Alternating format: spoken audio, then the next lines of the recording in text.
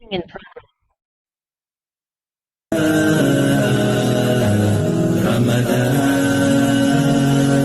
مرحبا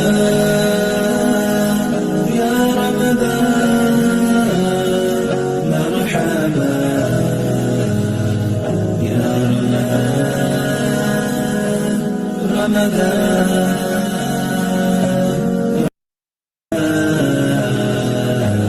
رمضان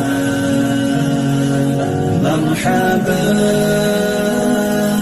يا رمضان مرحبا يا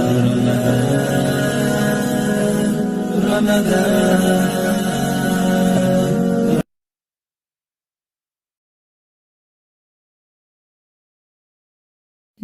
شهر رمضان الذي أنزل فيه القرآن هدى للناس وبينات من الهدى والفرقان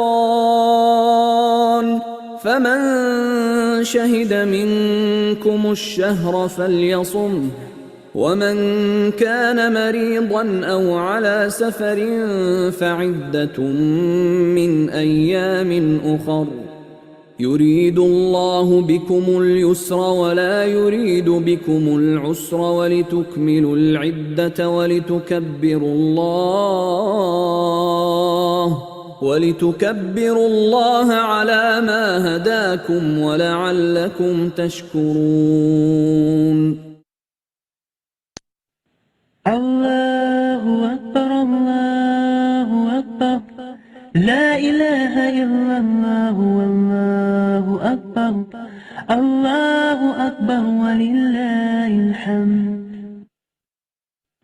الله أكبر الله أكبر لا إله إلا الله والله أكبر الله أكبر ولله الحمد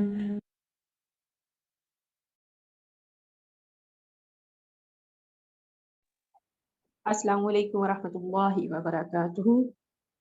کیسی ہیں تمام سسٹر؟ ٹھیک ہے؟ سب کو اپنے حفظ و امان میں رکھے اللہ تعالیٰ. تو ٹھیک ہے جی، ہم شروع کرتے ہیں.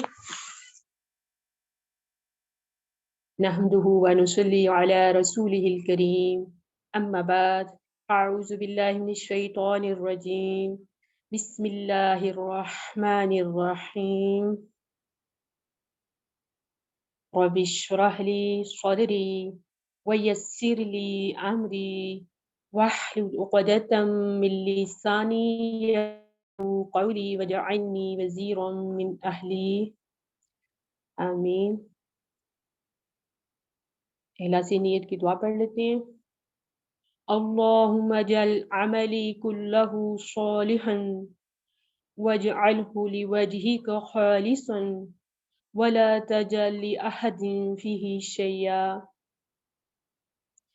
اللهم إني أسألك علما نافعا ورزقا طيبا وعملا متقبلا. آمین اللہم آمین. ٹھیک ہے جی، ہم شروع کرتے ہیں. آج الحمدللہ اللہ تعالیٰ کی توفیق سے ہم قرآن کا کہنے کے نصف کر چکے ہیں، بلکہ آج مکمل کریں گے. نصف 15واں پارہ ہے ہمارا. تو اس میں دیکھتے ہیں کہ اللہ تعالیٰ ہمیں کیا فرما رہے ہیں. 2 سورہ آئیں گی اس 15واں پارہ میں، سورہ کاف کا آدھا اور سورہ اسراء. ٹھیک ہے جی، تو شروع کرتے ہیں. بسم اللہ الرحمن الرحیم. سبحان الذي أسرى بعبده ليلا من المسجد الحرام إلى المسجد الأقصى الذي باركنا حوله لنريه من آياتنا إنه هو السميع العليم. جی، پاک ہے وہ جو لے گیا بندے کو اپنے کو مسجد الحرام یعنی خانہ کعبہ سے مسجد اقصیٰ یعنی بیت المقدس تک، جس کے گرد ہم نے گردا گرد برکتیں رکھی ہیں. لے گیا تاکہ ہم اسے اپنی قدرت کی نشانیاں دکھائیں. بے شک وہ سننے والا دیکھنے والا ہے. جی، اب یہاں جو اس سورہ میں بات ہو رہی ہے، سب سے پہلے تو اس سورہ کے دو نام ہیں، سورہ الاسراء اور بنی اسرائیل۔ اور اسراء کا معنی کیا ہے؟ رات کا سفر، یعنی جہاں معراج کے سفر کی طرف اشارہ ہوا ہے، جو خانہ کعبہ سے بیت المقدس تک جانے اور پھر لوٹنے پر مشتمل تھا۔ اور سورہ کا آغاز بھی کہہ لیں کہ یہیں سے ہوا ہے، ابھی جو میں نے تلاوت کی اور ترجمہ پڑھا۔ دوسرا نام اس کا بنی اسرائیل ہے۔ بنی اسرائیل کا معنی اسرائیل کی اولاد، اور ان کی کہہ لیں کہ مثال دے کر بتایا گیا کہ آپ صلی اللہ علیہ وسلم کے ساتھ یہ لوگ جیسے کر رہے ہیں تو یہ بے دخل ہوں گے، آپ صلی اللہ علیہ وسلم نہیں ہوں گے۔ فتح مکہ، یعنی یہاں فتح مکہ کی طرف بھی اشارہ ہے۔ اور دوسرا اس میں یہ ہے کہ آپ صلی اللہ علیہ وسلم رات کو اس سورہ کو اور سورہ زمر کی تلاوت کر کے سوتے تھے۔ اور اس میں حکمت کیا ہے کہ یہ رات کو پڑھ کے سونا، یہی آج ہم یہ میسج دیکھیں گے، یہ رات کو پڑھ کے سونے کو کیوں، اس میں کیا حکمت ہے۔ یعنی کہ دن بھر کے تمام جو ریمائنڈر ہیں، ہمیں رات کو اپنے معاملات کو درست کر کے سونا اور ان کی درستگی کے لیے اپنے آپ کو ترغیب دینا، یہ سورہ جو ہے ہم ترغیب دے رہی ہے۔ اور اس کا جو مین تھیم ہے، عقیدہ توحید اور توکل سے ثابت قدمی کے ساتھ قرآن پر ایمان، اس پر ایمان لا کر اگر ہجرت کرنی پڑے تو ہجرت کرنا، اور اس کے نتیجے میں مدینہ جیسی جو یہاں مثال دی گئی، مدینہ جیسی اسٹیٹ کا قائم ہونا، اور اس کے لیے ہمیں یہاں سے اصول لینے ہیں اس سے سورہ سے۔ اور اس کے بعد پھر اللہ تعالیٰ ہمیں فتح مکہ اور بیت المقدس کی بشارت کی صورت میں بتاتے ہیں، جب آپ ان اصولوں پر قائم رہیں گے تو اس طرح کی بشارتیں ملتی ہیں۔ اور دوسرا پھر اس میں قریش مکہ کو فرعون کی مثال دے کر بتایا گیا، جیسے انہوں نے اپنے نبی کے ساتھ کیا تو وہ ڈوبا اور اس کا غرق ہوا، اسی طرح تم اگر اپنے رسول اور نبی کی بے دخلی چاہتے ہو، لیکن اللہ ان کو خود اپروٹ کر دے گا۔ ٹھیک ہے، تو یہ اس کا مین تھیم ہے۔ اور اب چلتے ہیں ان کی آیات کی طرف، دیکھتے ہیں کہ اللہ تعالیٰ ہمیں کیا کہہ رہے ہیں۔ پہلی آیت کا تلاوت اور ترجمہ ہو گئی تھی، اب دوسری آیت کی طرف چلتے ہیں۔ اور ہم نے موسیٰ کو کتاب عنایت کی تھی اور اس کو بنی اسرائیل کے لیے رہنما مقرر کیا تھا کہ میرے سوا کسی کو کارساز نہ ٹھہرانا۔ اے ان لوگوں کی اولاد جن کو ہم نے نوح کے ساتھ کشتی میں سوار کیا تھا، بے شک نوح ہمارے شکر گزار بندے تھے، اور ہم نے کتاب میں بنی اسرائیل سے کہہ دیا تھا کہ تم زمین میں 2 دفعہ فساد مچاؤ گے اور بڑی سرکشی کرو گے۔ پس جب پہلے وعدے کا وقت آیا تو ہم نے اپنے سخت لڑائی لڑنے والے بندے تم پر مسلط کر دیے اور وہ شہروں کے اندر پھیل گئے، اور وعدہ پورا ہو کر رہا۔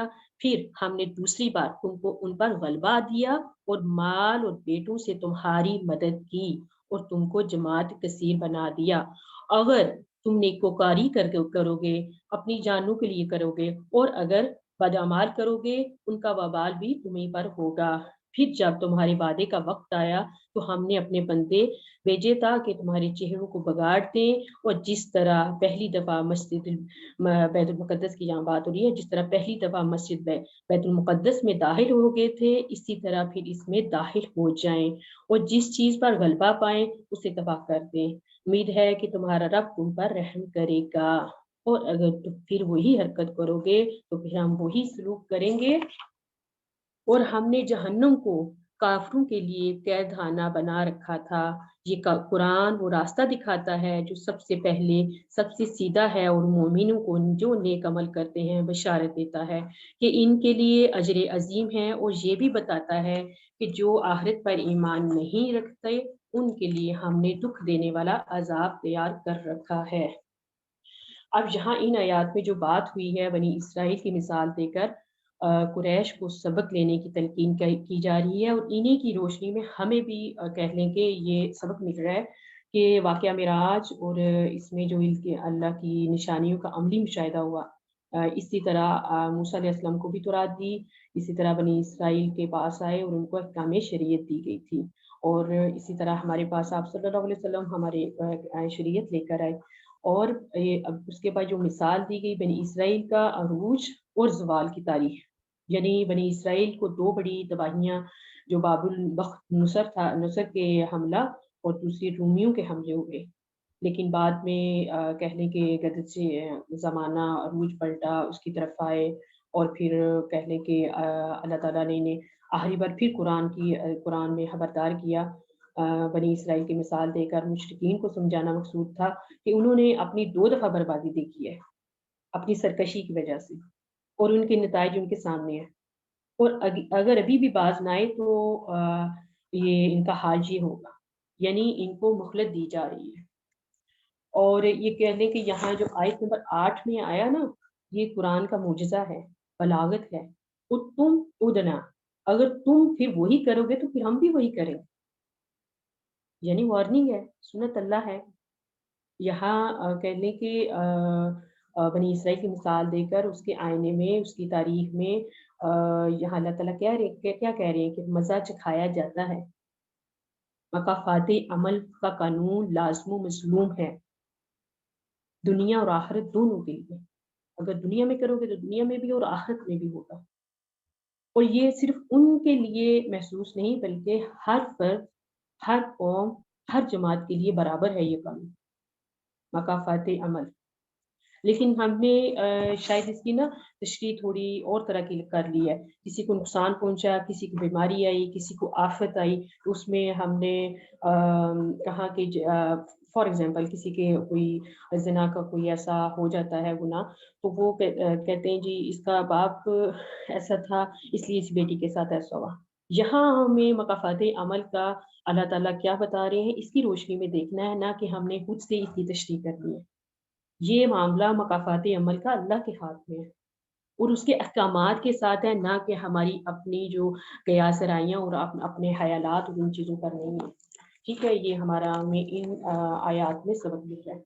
آگے آپ چلتے ہیں جہاں اللہ تعالیٰ اب کامیابی کے اصول بتا رہے ہیں، ایک اقوام کو بھی، یا ایک انسان ہو یا ایک معاشرہ ہو، خاندان ہو، اس کے اصول بتائے جا رہے ہیں اگلی آیات میں۔ اور انسان جس طرح جلدی سے بھلائی مانگتا ہے اسی طرح برائی مانگتا ہے، اور انسان جلد باز پیدا ہوا ہے، وَكَانَ الْإِنسَانُ عَجُولًا، اور ہم نے دن اور رات کو 2 نشانیاں بنایا ہے، رات کی نشانی کو تاریک بنایا اور دن کی نشانی کو روشن، تاکہ تم اپنے رب کا فضل یعنی روزی تلاش کرو اور برسوں کا شمار اور حساب جانو، اور ہم نے ہر چیز بخوبی تفصیل کر دی ہے، اور ہم نے ہر انسان کے اعمال کو بصورت کتاب اس کے گلے میں لٹکا دیا ہے، اور کتاب کی قیامت کے روز وہ کتاب اسے نکال دکھائیں گے، جسے وہ کھلا ہوا دیکھے گا اور کہا جائے گا اپنی کتاب پڑھ لے تو آج اب اپنا ہی محاسب کافی ہے۔ جو شخص ہدایت اختیار کرتا ہے وہ اپنے لیے اختیار کرتا ہے، اور جو گمراہ ہوتا ہے تو گمراہی کا ضرر بھی اسی کو ہوگا۔ کوئی شخص کسی دوسرے کا بوجھ نہیں اٹھائے گا، اور جب تک ہم پیغمبر نہ بھیج لیں عذاب نہیں دیا کرتے، اور جب ہمارا ارادہ کسی بستی کے ہلاک کرنے کا ہوا تو وہاں کے آسودہ لوگوں کو فواحش پر مامور کر دیا تو وہ نافرمانی کرتے رہے، پھر اس پر عذاب کا حکم ثابت ہو گیا اور ہم نے اسے ہلاک کر دیا، اور ہم نے نوح کے بعد بہت سی امتوں کو ہلاک کر ڈالا، اور تمہارا رب اپنے بندوں کے گناہوں کو جاننے والا اور دیکھنے والا کافی ہے۔ جو شخص دنیا کی آسودگی کا خواہشمند ہو تو ہم اس میں سے جسے چاہتے ہیں اور جتنا چاہتے ہیں جلد دے دیتے ہیں، پھر اس کے لیے جہنم کو ٹھکانہ مقرر کر رکھا ہے، جس میں نفرین سن کر وہ درگاہ خدا سے رند ہو کر داخل ہوگا۔ جو شخص آخرت کا خواستگار ہوگا اس میں اتنی کوشش کرے گا جتنی اسے لائق ہے، اور وہ مومن بھی ہو تو ایسے ہی لوگوں کی کوشش ٹھکانے لگتی ہے، اور ہم ان سب کو تمہارے رب کی بخشش سے مدد دیتے ہیں، تمہارے رب کی بخشش کسی سے رکی ہوئی نہیں، دیکھو ہم نے کسی طرح بعض کو بعض پر فضیلت بخشی ہے، اور آخرت درجوں میں دنیا سے بہت برتر اور برتری میں کہیں بڑھ کر ہے، اور اللہ کے ساتھ اور معبود نہ بنانا کی ملامتیں سن کر اور بےکس ہو کر بیٹھے رہ جاؤ گے۔ اب یہاں جو اصول بتائے گئے انسان کی کامیابی اور ناکامی کے اصول۔ کیا فرمایا گیا کہ اچھائی اور کامیابی یا ناکامی انسان کے اپنے گلے میں لٹک گئی کہ اور وہ جو کر رہے ہیں وہ سارا اپنا ریکارڈ اپنے وجود میں، اپنے فیصلے میں، اپنی سلیکشن میں، اپنی ترجیحات سے، اپنی آپشن کی جو اللہ تعالیٰ نے ہمیں آپشن فریڈم آف چوائس دی، اس کی آزادی سے وہ اپنی اچھائی یا کامیابی اس کا اپنے گلے میں لٹک لی، اس کا فیصلہ کرتا ہے۔ جس پر مرضی کلک کر لو، آپشن اللہ تعالیٰ نے آپ کو دی ہے۔ یہی انسان کا اصل میں امتحان مقصود ہے، فریڈم آف چوائس۔ لیکن انسان کی فطری کمزوری بھی یہاں بتا دی گئی کہ وہ جلد باز ہے، اجرت پسند ہے، فوری رزلٹ چاہتا ہے، صبر نہیں کرتا، اسی لیے عاجلہ یہاں دنیا کو اس کی طرف اشارہ ہے کہ اس کو پسند کرتا ہے، آخرت بھول جاتا ہے، اے جان مٹھا اگلا ڈٹھا۔ یہی وجہ ہے وہ خیر شر کی تمیز بھول جاتا ہے، اور ہمیں کہہ لیں کہ وہ جو یہ برائی گلے میں ڈال لیتے ہیں، اور اسی کے مطابق مفسرین کے مطابق دل کہہ لیں کہ جیسے وہ کہتے ہیں کہ الٹا لٹک رہا ہے، تو یہ سیدھا رہے تو ہمارے اعمال بھی سیدھے رہیں گے۔ لیکن اللہ تعالیٰ نے اس کمزوری جو خواہشات نفس کے جو گھوڑے ہیں ان کی لگامیں کھینچنے کے لیے اللہ تعالیٰ نے ہمیں یہ قرآن، رسول اور یہ گائیڈ لائن دے دی کہ اگر کمزوری ہے، تمہیں عاجلہ ہے، تم ناکامی تمہارے میں یہ چیزیں ہیں، تم جلد باز ہو، لیکن اللہ تعالیٰ نے اس کی گائیڈ لائن بھی دی ہے، اس کو فالو کرو تو خیر کے موتی چنو گے۔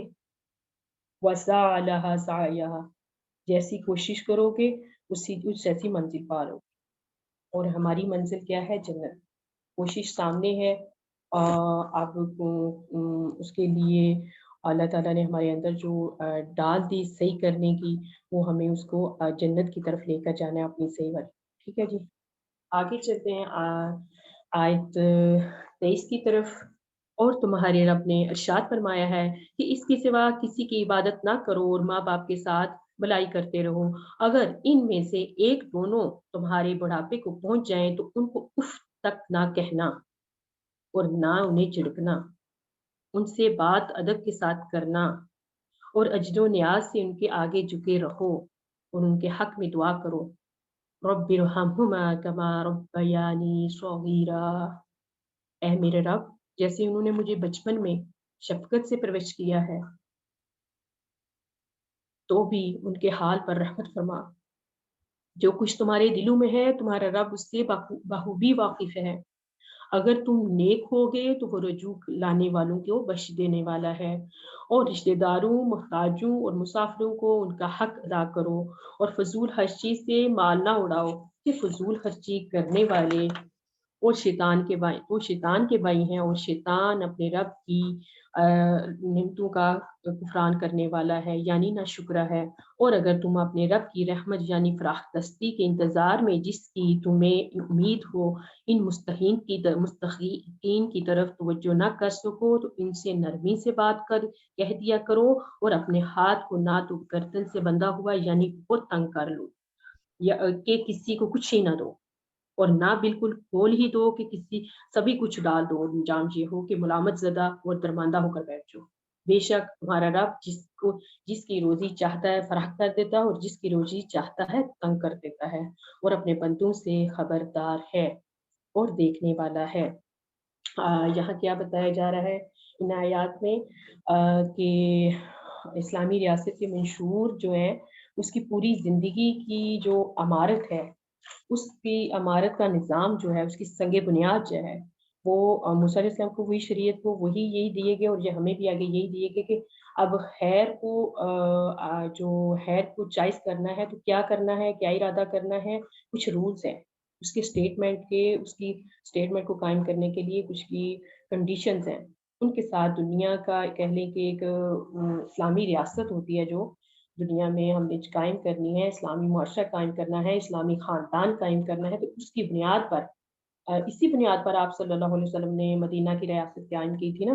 تو اب یہاں یہ بتایا جا رہا ہے کہ سب سے پہلے کیا کرنا ہے کہ اپنا عقیدہ توحید اس کو پختہ کرنا، جو اللہ کا حق ہے، اسی کی بندگی، اسی کی اطاعت، اسی کا حکم، اسی کی غلامی، اللہ کے حکم قانون کو، اللہ کے حکم کو کہہ لے، اس کے قانون کو، اس کے اقتدار کو مانو، اور یہی نعرہ کہہ لیں کہ ہم نے اسی نعرے کے ساتھ عہد کیا، پاکستان حاصل کیا، اور آج ہم اسی وعدہ کی خلاف ورزی کر رہے ہیں. ٹھیک ہے جی. اور اس کے بعد یہاں اللہ تعالیٰ نے والدین کو سکیور کیا. وہ کیا کہا گیا کہ ان کو اف کا معنی ہوتا ہے تت. تت جو ہم کہتے ہیں نا، بزرگ اکثر جو جب بڑھاپے میں چلے جاتے ہیں تو بچوں جیسی حرکتیں کرتے ہیں، تو ہم اکثر ان حالات کی وجہ سے کہنے کی اس طرح کے آگے سے تت کرنا یا آگے سے کوئی اس طرح کی اپنے ایٹیٹیوڈ دکھانا.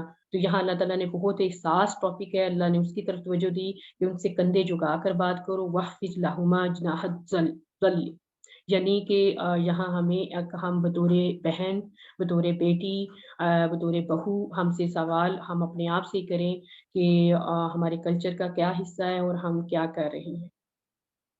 ٹھیک ہے. تو آج کہہ لیں کہ یہاں میں دعا بھی سامنے ہمارے والدین کے ساتھ ان کے لیے دعا کرنے کے لیے جو ہمارے سامنے رب ارحمہما کما ربیانی صغیرا، اور ان کے ساتھ نیک سلوک کرنا، اچھے طریقے سے رہنا. اور دوسرا یہ ہے کہ والدین کے بعد رشتہ داروں کے حقوق، ان کے لیے بھی نفس کی گردن پر پاؤں رکھنا. اور ان کے ساتھ قرآن میں یہاں کہیں بھی یہ نہیں آیا کہ حق لینا ہے، حق دینے کی بات ہوئی ہے، اور یہی احسان کا رویہ ہے.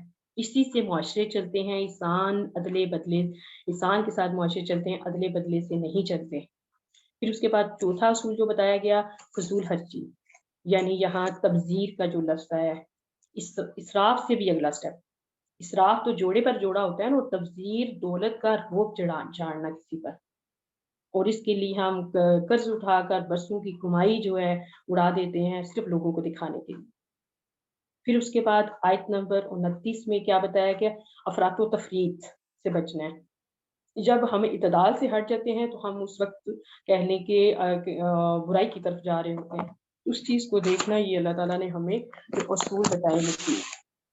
آگے چلتے ہیں آیت نمبر 31 کی طرف، اور ان کو دیکھ رہا ہے. اچھا، آیت نمبر 31 کی طرف، وَلَا تَقْتُلُوا، اور اپنی اولاد کو مفلسی کے خوف سے نہ قتل کرنا، کیونکہ ان کو اور تم کو ہم ہی رزق دیتے ہیں. کچھ شک نہیں کہ ان کا مار ڈالنا بڑا سخت گناہ ہے. اور زنا کے پاس بھی نہ جانا کہ وہ بے حیائی اور بے راہ ہے. جس جاندار کا مارنا اللہ نے حرام کیا ہے اسے قتل نہ کرنا مگر جائز طور پر. اور جو شخص ظلم سے قتل کیا جائے، ہم نے اس کے وارث کو اختیار دیا تو اس کو چاہیے کہ قتل کے قصاص میں زیادتی نہ کرے، کہ وہ منصور و فتح یاب ہے. اور یتیم کے مال کے پاس بھی نہ پھٹکنا مگر ایسے طریق سے کہ بہت بہتر ہے، یہاں تک کہ وہ جوانی کو پہنچ جائے. اور عہد کو پورا کرو، اور عہد کے بارے میں ضرور پرسش ہوگی. اور جب کوئی چیز ماپ کر دینے لگو تو پیمانہ پورا بھر کر دو، اور جب تول کر دو تو ترازو سیدھی رکھ کر تولا کرو. اور یہ بہت اچھی بات اور انجام کے لحاظ سے بھی بہت بہتر ہے. اور اے بندے، جس چیز کا تجھے علم نہیں اس کے پیچھے نہ پڑ، کہ کان اور آنکھ اور دل ان سے ضرور باز پرس ہوگی. اور زمین پر اکڑ اکڑ کر مت چل، کہ تو زمین کو پھاڑ تو نہیں ڈالے گا، اور نہ لمبا ہو کر کہ چوٹی تک پہنچ جائے گا. ان سب عادتوں کی برائی تیرے رب کے نزدیک بہت ناپسند ہے. اے پیغمبر، یہ ان ہدایتوں میں سے ہے جو اللہ نے دانائی کی باتیں تمہاری طرف وحی کی ہیں، اور اللہ کے ساتھ کوئی معبود نہ بنانا. ایسا کرنے سے ملامت زدہ اور درگاہ خدا سے راند بنا کر جہنم میں ڈال دیے جاؤ گے. مشرکو، کیا تمہارے رب نے تم کو لڑکے دیے اور خود لڑکیوں اور فرشتوں کو بیٹیاں بنایا؟ کچھ شک نہیں کہ یہ تم بڑی نامعقول بات کہتے ہو. اب یہاں ہمیں کیا بات پتہ چل رہی ہے؟ سب سے پہلے کہ مزید قوانین وہی ردم چل رہا ہے، مزید قوانین، مزید تعلیم دی جا رہی ہے آئلی نظام چلانے کے لیے، اس کو اسٹرانگ کرنے کے لیے، تاکہ زوال کی طرف نہ جائیں. سب سے پہلے کیا یہاں ان آیات میں بتایا کہ قتل اولاد یہ ایک فرعونی کردار ہے. اس نے فرعونی کردار نے گولیاں مار کر ختم کرنے کی کوشش کی، اور آج گولیاں کھا کر یہ فیملی پلاننگ کرنے کے فیشن میں ہم اپنے آپ کو ڈیتھ ریٹ زیادہ برتھ ریٹ کم کر رہے ہیں اور اپنی موت آپ ہی مر رہے ہیں، اور یہ یورپ سب سے بڑی اس کی مثال ہے۔ ماں کی صحت خراب ہو رہی ہے ابارشن کروا کر، اور یہ سوچنا کہ یہ وسائل نہیں اتنے، اور یہ اس دیٹ ذرائع آمدن کم ہے، گندم کام ہے، اس طرح کی، تو جو اللہ تعالیٰ نے پیدا کیا اس کے ساتھ اللہ تعالیٰ نے اس استعمال کی چیزیں بھی پیدا کی، اس کے ہاتھ پیدا کیے، پاؤں پیدا کیے، اس کی عقل دی، اس کو پورے اعضاء دیے، اس سے وہ وسائل لیے جا سکتے ہیں۔ پھر دوسرا اس میں سوشل ایول کی طرف بھی توجہ آتی ہے کہ زنا وجہ کیا ہے؟ نکاح مشکل ہو گیا، زنا کی وجہ بہت زیادہ جو ہوئی وہ وجہ نکاح مشکل ہو گیا۔ اس کا معیار کہہ لیں کہ اللہ تعالیٰ نے اس سے بچنے کے لیے اسی لیے اللہ تعالیٰ نے کہہ لیں کہ بے پردگی کا جو آج ٹرینڈ چل چکا ہے اس چیز سے بھی منع فرمایا، کیونکہ یہ زنا کی طرف چلتا ہے۔ اور دوسرا اللہ تعالیٰ اس زنا سے بچنے کے لیے قرآن میں ہمیشہ یہی الفاظ آتے ہیں وَلَا تَقْرَبُوا الزَّنِّ، یعنی ان کے قریب بھی نہیں جانا۔ یہ بجلی کی تاریں ہیں، یہ اپنے قریب کھینچ لیتی ہیں۔ پھر اس کے بعد یہاں کمٹمنٹ جو ہوتی ہے، عہد سے بعد سے پھر جانا، اور اس کی مثال ایاک نعبد و ایاک نستعین، ہم تیری ہی عبادت کرتے ہیں، ہم تجھی سے مدد مانگتے ہیں، تو یہ ہم عہد دن میں 5 دفعہ کرتے ہیں۔ پھر اس کے بعد قصاص کا آیا اور خودکشی کا آیا، اس کا طریقہ کار قصاص کا اور خودکشی سے بچنے کا، اور اس کے بعد علم کے بغیر کسی چیز کے پیچھے بھاگنا، کسی چیز کے پیچھے لگ جانا بدگمانی کے ساتھ، انڈر ایسٹیمیٹ کرنا، اور انڈر ایسٹیمیٹ کی بنا پر ایک سوچ کو فالو کرتے ہوئے غلط فہمیاں اور شکوک و شبہات اور افواہیں پھیلانا اور الزام لگانا اور اسی طرح کے معاملات جو ہیں ان سے بچنے کی اللہ تعالیٰ یہاں بتا رہے ہیں۔ اور اس سے بہت اہم بات یہاں وَلَا تَمْشِي فِي الْأَرْضِ مَرْحًا، زمین پر اکڑ کر کے مت چلو۔ یہ ایٹیٹیوڈ کہہ لیں کہ جملوں میں بھی آ سکتا ہے، ضروری نہیں کہ زمین پر اکڑ کر کے چلیں تو تبھی یہ ہوتا ہے۔ یہ ہمارے جملے، ہمارے ایٹیٹیوڈ یہ چیزیں بتائیں گی کہ بعض دفعہ ہم یہ جملے بول رہے ہوتے ہیں تم مجھے نہیں جانتے، گاڑی کا دروازہ خود نہیں کھولنا، تو یہ سارے کیا ہیں؟ یہ وَلَا تَمْشِي فِي الْأَرْضِ مَرْحًا میں ہی آتے ہیں۔ پھر آخر میں جو توحید پر اس کو ماننا، اس پر عمل کرے گا اور شرک سے بچے گا جو توحید کی ضد ہے تو ٹھیک ہے، نہیں تو اگر شرک کی طرف رہا تو اس کا ٹھکانہ اللہ تعالیٰ ہمیں کیا کریں؟ جہنم ہے۔ اللہ تعالیٰ ہمیں ایسی چیزوں کی طرف عملی جامہ پہنانے اور ان کی کوشش کرنے اور ان کو پھیلانے اور ان کی ذمہ داری نبھانے کی توفیق دے، اور اللہ تعالیٰ ہمیں ایسے خواب دیکھنے کی توفیق دے کہ ایک معاشرہ، اچھا معاشرہ ہم قائم کر سکیں۔ آیت نمبر 41 کی طرف چلتے ہیں۔ اللہ تعالیٰ آگے کیا فرما رہے ہیں؟ ہم نے اس قرآن میں طرح طرح کی باتیں بیان کی ہیں تاکہ لوگ نصیحت پکڑیں، اور مگر وہ اس سے بدک جاتے ہیں اور کہہ دو کہ اگر اللہ کے ساتھ معبود ہوتے جیسا کہ یہ کہتے ہیں تو وہ ضرور مالک عرش کی طرف رستہ نکالتے۔ وہ پاک ہے جو کچھ یہ بکواس کرتے ہیں، اس سے اس کا رتبہ بہت اعلیٰ ہے۔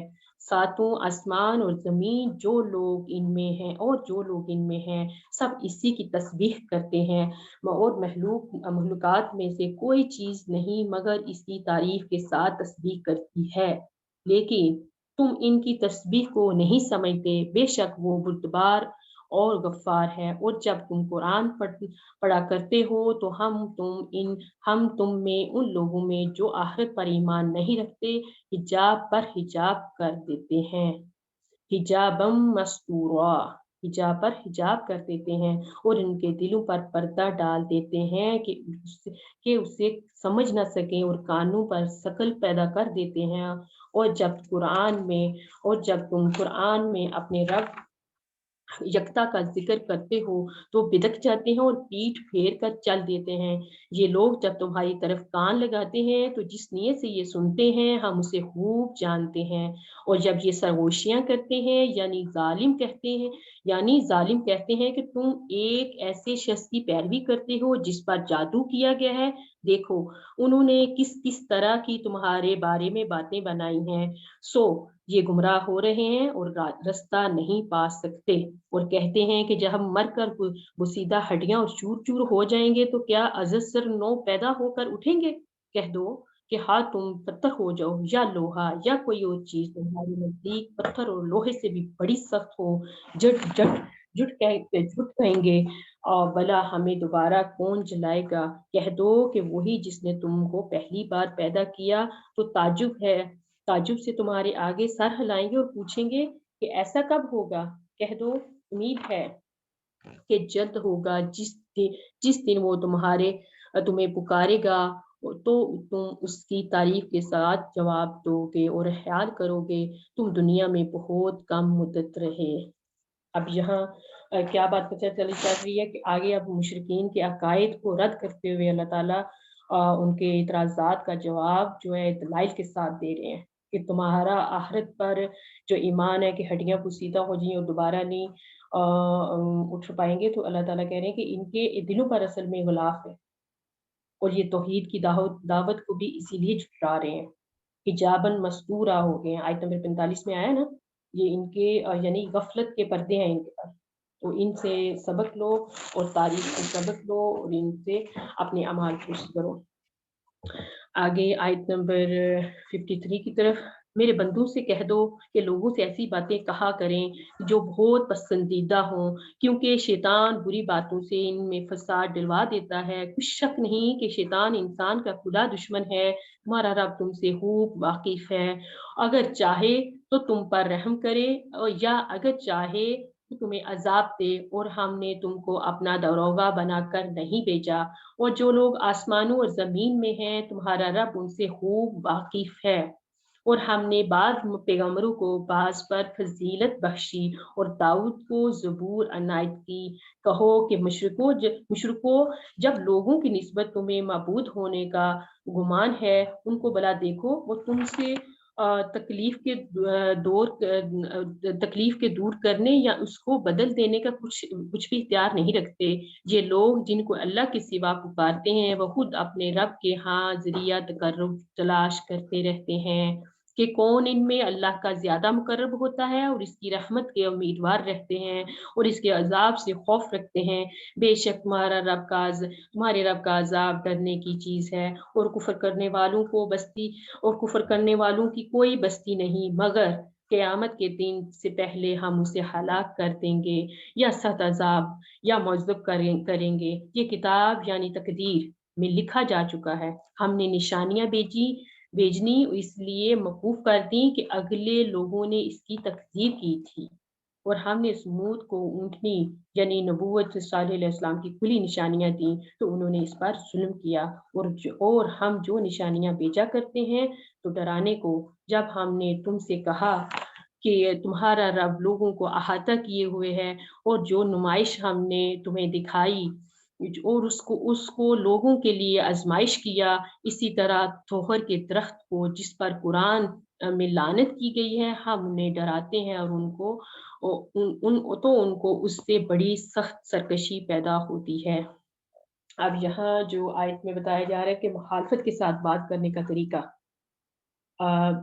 غصے پہ اور بڑک کر کرنا یا مبالغہ رائی سے کے قریب آنے کے بجائے اس سے متنفر ہونا، یعنی جو دعوت دے کر دعوت میں اپنی میں خوبصورتی اور اس میں اخلاق پیدا کرنا اور پھر اس پر جم جانا، ٹھیک ہے، تو یہاں یہ چیز بتائی جا رہی ہے، نہ کہ ایک دوسرے کو جہنمی ہونے کا فتویٰ دینا، جہاں ہمیں یہ اصول دیا جا رہا ہے دعوت دینے کا۔ آگے یہ جو ہے ابلیس کی مثال دے کر قومیں جو تکبر کرتی ہیں، جو سرکشی کرتی ہیں، اور اللہ تعالیٰ اس کو ابلیس کی مثال سے مشابہ کر رہے ہیں۔ اور جب ہم نے فرشتوں سے کہا آدم کو سجدہ کرو تو سب نے سجدہ کیا مگر ابلیس نے نہ کیا، بولا بھلا میں ایسے شخص کو سجدہ کروں جس کو تو نے مٹی سے پیدا کیا ہے، اور کہنے لگا دیکھ تو یہ وہی ہے جسے تو نے مجھ پر فضیلت دی ہے، اگر تو مجھ کو قیامت کے دن تک مہلت دے دو تو میں تھوڑے سے شخصوں کے سوا اس کی تمام اولاد کی جڑ کاٹتا رہوں گا۔ اللہ نے فرمایا یہاں سے چلا جا، جو شخص ان میں سے تیری پیروی کرے گا تو تم سب کی جزا جہنم ہے اور وہ پوری سزا ہے، اور ان میں سے جس کا بہکا بہکا اسے اس کی اپنی آواز سے بہکا تیرا ان پر اپنے سواروں پر پیادوں کو چڑھا کر لاتارا اور ان کے مال اور اولاد میں شریک ہوتا رہے اور ان سے وعدہ کرتا رہے، اور شیطان جو وعدے ان سے کرتا ہے سب دھوکا ہے۔ جو میرے مخلص بندے ہیں ان پر تیرا کچھ زور نہیں۔ اے پیغمبر تمہارا رب کا کارساز کافی ہے، تمہارا رب وہ ہے تمہارے لیے دریا میں کشتیاں چلاتا ہے تاکہ تم اس کے فضل سے روزی تلاش کرو، بے شک وہ تم پر مہربان ہے۔ اور جب تم کو دریا میں تکلیف پہنچی ہے یعنی ڈوبنے کا خوف ہوتا ہے تو جن کو تم پکارتے ہو وہ سب اس رب کے سوا سب گم ہو جاتے ہیں، اور پھر جب وہ تم کو ڈوبنے سے بچا کر خشکی کی طرف لے جاتے ہیں تو تم منہ پھیر لیتے ہو اور انسان ہے ہی نہ شکرا۔ کیا تم اس سے بے خوف ہو کر اللہ تمہیں خشکی کی طرف لے جا کر زمین میں دنسا دے یا تم پر سنگریزوں کی بڑی ہوئی آندھی چلا دے پھر تم اپنا کوئی نگہبان نہ پاؤ، یا اس سے بے خوف ہو کہ تم کو دوسری دفعہ دریا میں لے جائے پھر تم پر تیز آندھی چلائے اور تمہارے کفر کے سبب تمہیں ڈبو دے، پھر تم اس غرق کے سبب اپنے لیے کوئی ہمارا پیچھا نہ کرنے والا پاؤ۔ اور ہم نے بنی آدم کو عزت بخشی اور ان کو جنگل اور دریا میں سواری دی اور پاکیزہ روزی عطا کی اور اپنی بہت سی مخلوقات پر فضیلت دی۔ جس دن ہم نے سب لوگوں کو ان کے پیشواؤں کے ساتھ بلائیں گے اور جن کے اعمال کی کتاب ان کے دائیں ہاتھ میں دی جائے گی اور وہ اپنی کتاب کو خوش ہو کر پڑھیں گے اور ان پر داغے کے برابر ظلم نہ ہوگا۔ جو شخص اس دنیا میں اندھا ہو اور آخرت میں بھی اندھا ہوگا وہ نجات کے راستے سے بہت دور۔ اے پیغمبر جو وہی ہم نے تمہاری طرف بھیجی ہے قریب تھا کہ یہ کافر لوگ تم کو اس سے بچلا دیں تاکہ تم اس کے سوا اور باتیں ہماری نسبت بنا لو۔ اس وقت وہ تم کو دوست بنا لیتے ہیں اور اگر ہم تم کو ثابت قدم نہ رہنے دیتے کسی قدر ان کی طرف مائل ہونے ہی لگے تھے۔ اس وقت ہم تم کو زندگی میں بھی عذاب کا دونا اور مرنے پر بھی دونا عذاب چکھاتے، پھر تم ہمارے مقابلے میں کسی کو اپنا مددگار نہ پاتے، اور قریب تک کہ یہ لوگ تمہاری زمین مکہ سے پھسلا دیں تاکہ تمہیں وہاں سے جلا وطن کر دیں، اور اس وقت تمہارے پیچھے یہ بھی نہ رہتے مگر کم۔ جو پیغمبر ہم نے تم سے پہلے بھیجے ان کے بارے میں بھی یہی طریقہ رہا ہے اور تم ہمارے طریق میں تغیر و تبدیل نہ پاؤ گے۔ اب یہاں آیت کہہ لیں کہ 61 سے 7 تک ابلیس کی مثال دی گئی، اور جو قومیں تکبر اور سرکشی کرتی ہیں ان کو اسی سے مثال دی گئی، لیکن اللہ نے اس کی مثال تو دی لیکن اللہ نے یہاں شیطان سے جو چیلنج کیا جو میرے بندے ہوں گے وہ تیری چال میں نہیں آئیں۔ کیا سبق مل رہا ہے کہ شیطان کی چالوں کو سمجھنا اور اس سے بچنا۔ میٹیریلسٹ جو ہیں اس وقت مال کے ذریعے، برانڈ ڈریسز، خوبصورتی کے ذریعے، فلاں کا گھر، فلاں کا ڈریس، یا اپنے آپ کو ہر وقت انہی چیزوں کے ساتھ رکھتے ہوئے ڈپریشن میں، تعلیم کے اگر میدان میں چلے جاؤ خبروں کی توڑ ہے، رسموں، سبز باغ، یہ ساری شیطان کی چالیں ہیں، ان سے بچنا۔ اور اس کے لیے اللہ تعالیٰ نے قرآن کے فریم میں اپنے آپ کو فٹ کرنا، وحی الہی کی روشنی میں سے ہی ہمیں یہ چیزیں مل سکتی ہیں۔ اور محمد صلی اللہ علیہ وسلم نے 12 سال مکہ میں ان چیزوں کو لانے کے لیے 12 سال مکہ میں اپنے آپ کو یہ چیزیں کا فیس کی، اور کہنے کی دھمکیاں ان کی اور ان کی لالچ ان سے اپنے آپ کو بچایا۔ ٹھیک ہے، ہمیں ان آیات میں یہ سمجھ مل رہا ہے کہ یہ شیطان کی چالوں سے بچنا ہے، اور آپ صلی اللہ علیہ وسلم کی مثال ہمارے سامنے دی گئی۔ آیت نمبر 78 کی طرف چلتے ہیں۔ اے محمد صلی اللہ علیہ وسلم سورج کے ڈھلنے سے رات کے اندھیرے تک کی نمازیں، صبح کو قرآن پڑھا کرو، کیونکہ صبح کے وقت قرآن کا پڑھنا موجب حضور ملائکہ ہے، اور بعض حصہ شب میں بیدار ہو کر اور تہجد کی نماز پڑھا کرو، یہ شب ہیزی تمہارے لیے سبب زیادت یعنی ثواب، اور نماز اور تہجد تم کو نفل زیادہ دیتے ہیں۔ قریب ہے کہ اللہ تم کو مقام محمود میں داخل کرے، اور کہو کہ اے رب مجھے مدینے میں اچھی طرح داخل کیجیے اور مکے سے اچھی طرح نکالیے، اور اپنے ہاں سے زور و قوت کا مددگار بنائیے۔ یہاں بہت پیاری دعا آئی ہے، قل ربی ادخلنی مدخل صدق واخرجنی مخرج صدق واجعل لی من لدنک سلطانا نصیرا۔ اور کہہ دو کہ حق آ گیا اور باطل نابود ہو گیا، بے شک باطل نابود ہونے والا ہے، اور ہم قرآن کے ذریعے سے وہ چیز نازل کرتے ہیں جو مومنوں کے لیے شفا اور رحمت ہے، اور ظالموں کے حق میں تو اس سے نقصان ہی بڑھتا ہے، اور جب انسان کو نعمت بخشتے ہیں تو روگرداں ہو چلا جاتا ہے، وہ پہلو پھیر لیتا ہے، جب اسے سختی پہنچتی ہے تو نا امید ہو جاتا ہے۔ کہہ دو کہ ہر شخص اپنے طریق کے مطابق عمل کرتا ہے، سو تمہارا رب اس شخص سے خوب واقف ہے جو سب سے زیادہ سیدھے رستے پر ہے۔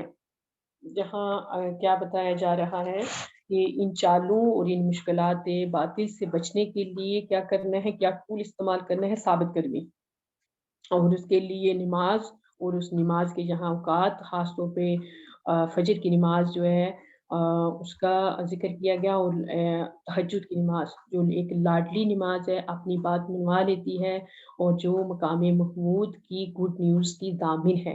جہاں ان آیاتوں میں یہ بتایا گیا ہے کہ ان کے نتیجے میں پھر کیا ہوتا ہے کہ حق کہہ لیں کہ آتا ہے اور باطل مٹتا ہے، اور باطل آیا ہی مٹنے کے لیے ہے۔ یہاں مثال ہمیں مدینہ میں اسلامی حکومت قائم ہوئی، ہمارے سامنے یہ مثال آئی کہ مدینہ میں جو اسلامی حکومت قائم ہوئی اور فتح مکہ ہوا، اور خاص مدد کے لیے یہاں دعا بھی بتائی گئی، اور جو دعا ہے کہ خود کہہ لیں قوت اور اختیار کا ذریعہ ہے، اور یہاں ہجرت کی دعا بھی بتائی گئی، یہاں جو آپ صلی اللہ علیہ وسلم مکے سے نکلتے وقت کی۔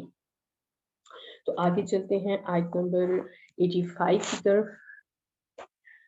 اور تم سے روح کے بارے میں سوال کرتے ہیں، کہہ دو کہ وہ میرے رب کی ایک شان ہے، تم لوگوں کو بہت ہی کم علم دیا گیا ہے، اور اگر ہم چاہیں تو جو کتاب ہم تمہاری طرف بھیجتے ہیں اسے دلوں سے محو کرتے، پھر تم اس کے لیے ہمارے مقابلے میں کسی کو مددگار نہ پاؤ گے۔ تمہارے رب کی طرف رحمت ہے، جو کچھ شک نہیں کہ تم پر اس کا بڑا فضل ہے۔ کہہ دو کہ اگر انسان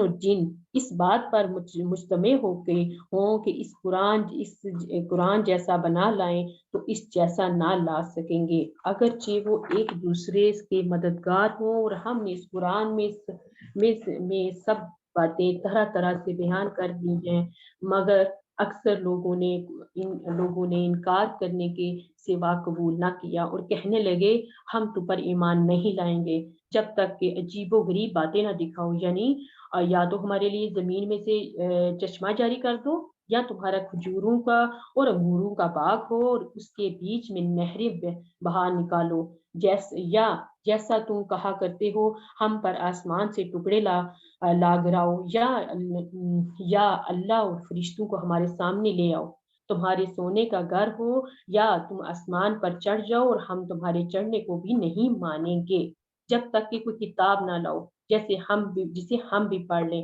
کہہ دو کہ میرا رب پاک ہے، میں پاک ہے، میں تو صرف ایک پیغام پہنچانے والا انسان ہوں۔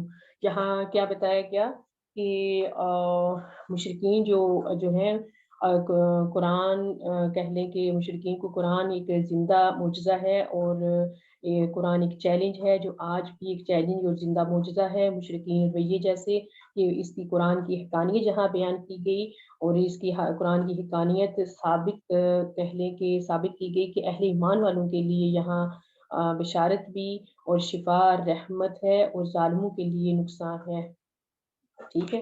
اور جو خاص طور پہ جو ظالم ہے، نقل مطالبات اور یہ سب چیزیں مطالبات کر کے اور یہ سب معجزے کہنا، اور جو ایمان ہوتا ہے وہ معجزوں سے نہیں، وہ تو اپنے دل سے ایمان لانا ہوتا ہے، اور یہ ایمان بھی سب اللہ تعالیٰ کے ہاتھ میں، اور یہ اختیارات بھی اللہ تعالیٰ کے ہاتھ میں۔ یہاں یہ بات کرتے ہیں۔ آگے چلتے ہیں، اللہ تعالیٰ کیا فرما رہے ہیں کہ انسانی نفسیات کی جو کامیابی ہے تو اس میں جو آزمائشیں اور مایوسی آتی ہے اور دل تنگ ہوتا ہے، اور اس میں دل کی تنگی کو دور کرنا اور وسعت قلب پیدا کرنا، یہاں ان آیات میں آگے یہ بتایا جا رہا ہے آیت نمبر 94 میں۔ اور جب لوگوں کے پاس ہدایت آ گئی تو ان کو ایمان لانے سے اس کے سوا کوئی چیز مانے نہ ہوئی کہ کہنے لگے کیا اللہ نے آدمی کو پیغمبر کر کے بھیجا ہے؟ کہہ دو اگر زمین میں فرشتے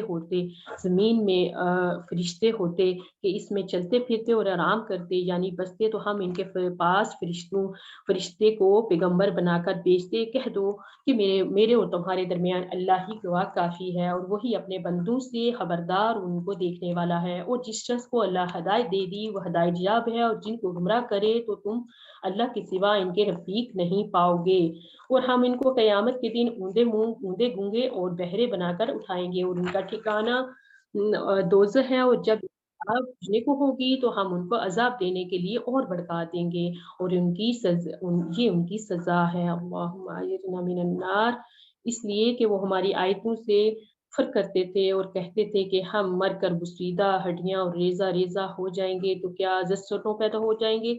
کیا انہوں نے نہیں دیکھا کہ اللہ نے آسمانوں اور زمین کو پیدا کیا اور اس بات پر قادر ہے کہ ان جیسے لوگ پیدا کر دے، اور اس نے ان کے لیے ایک وقت مقرر کر دیا ہے جس میں کچھ بھی شک نہیں۔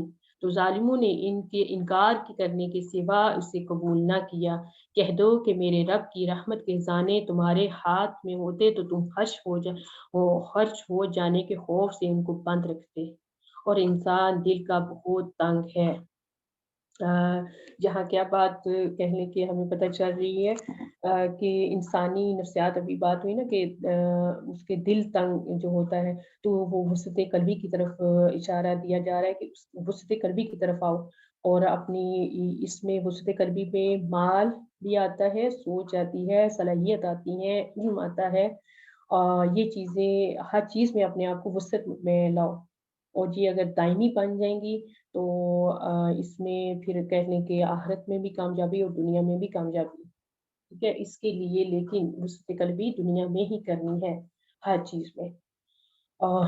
آگے ہماری آخری رکوع ہے، اور آخری آیات کی طرف اللہ تعالیٰ ہمیں کیا جو ہے مکہ کے سرکش جو مشرک رویے ہیں ان کو فرعون کی مثال سے مشابہت دے کر ان کی شامت آئی، جیسے انہوں نے تنگ کیا حضرت موسیٰ کو تو ایسے ہی انہوں نے اگر ایسے رویہ رکھا تو ان کا بھی یہی حال ہوگا۔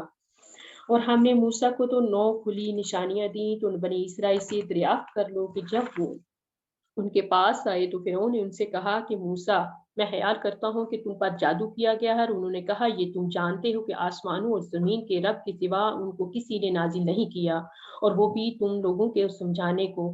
اے فرعون میں خیال کرتا ہوں کہ تم ہلاک ہو جاؤ گے، اور تو اس نے چاہا کہ ان کو سرزمین یعنی مصر سے نکال دے تو ہم نے اس کو اور اس کے ساتھ جو تھے سب کو ڈبو دیا، اور اس کے بعد بنی اسرائیل سے کہا کہ تم اس ملک میں رہو سہو، پھر جب آخرت کا وعدہ آ جائے گا تو ہم تم سب کو جمع کر کے لے آئیں گے۔ اور ہم نے اس قرآن کو سچائی کے ساتھ نازل کیا ہے، اور سچائی کے ساتھ نازل ہوا ہے، اور اے محمد صلی اللہ علیہ وسلم ہم نے تم کو صرف خوشخبری دینے والا اور ڈرانے والا بنا کر بھیجا ہے، اور ہم نے قرآن کو جز کر کے نازل کیا ہے، تم لوگوں کو ٹھہر کر پڑھ کر سناؤ، اور ہم نے اسے آہستہ آہستہ اتارا ہے۔ کہہ دو کہ تم اس پر اب ایمان لاؤ یا نہ لاؤ۔ جن لوگوں کو اس سے پہلے علم یعنی کتاب دیا گیا ہے، جب وہ ان کو پڑھ کر سنایا جاتا ہے تو وہ ٹھوڑیوں کے بل سجدے میں گر پڑتے ہیں اور کہتے ہیں کہ ہمارا رب پاک ہے، بے شک ہمارا رب وعدہ پورا ہو کر رہا ہے۔ یہاں آیت سجدہ بھی آ رہی ہے، بعد میں کر لیجیے گا یا بھی کر لیں۔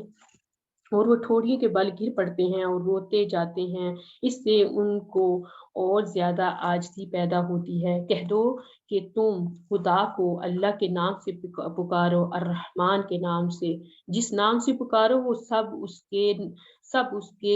اس کے سب نام اچھے ہیں، اور نماز نہ بلند آواز سے پڑھو نہ آہستہ، بلکہ اس کے بیچ کا طریقہ اختیار کرو، اور کہو کہ سب تعریف اللہ ہی کو ہے، جس نے نہ تو کسی کو بیٹا بنایا ہے، نہ اس کی بادشاہی میں کوئی شریک ہے، اور نہ اس وجہ سے وہ عاجز اور ناتواں ہے، کوئی اس کا مددگار نہ کوئی اس کا مددگار ہے، اس کو بڑی جان کر اس کو بڑا جان کر اس کی بڑائی بیان کرتے رہو۔ اب یہاں ہمارا یہ رکوع ختم ہوا، آخری رکوع تھا اس کا سورہ بنی اسرائیل کا، کہ اللہ تعالیٰ جہاں کیا کہہ رہے ہیں کہ اپنے قرآن کو سن کر سجدے میں چلے جانا، جہاں آیت نمبر 109 میں سجدہ آیا ہے، اور اس کے بعد آیت 110 میں جو اللہ تعالیٰ نے اچھے اچھے ناموں سے پکارنا اللہ کو، اور دوسرا کیا حکم دیا گیا کہ نماز اور قرآن کو درمیانی آواز کے ساتھ پڑھنے کی ہدایت ہے، ٹھیک ہے۔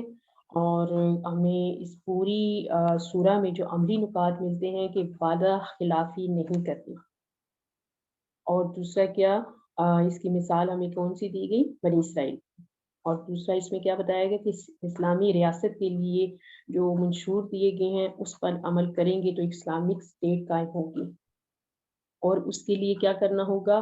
اللہ کے ساتھ تعلق مضبوط کرنا، اور اس کے لیے تعلق مضبوط کرنے کے لیے کیا کرنا ہوگا؟ نماز اور قرآن اور ذکر اللہ اور اللہ کی تسبیح یاد کرنا، یہی اسی سے ہی اس صورت کا اختتام بھی ہو رہا ہے، ٹھیک ہے جی۔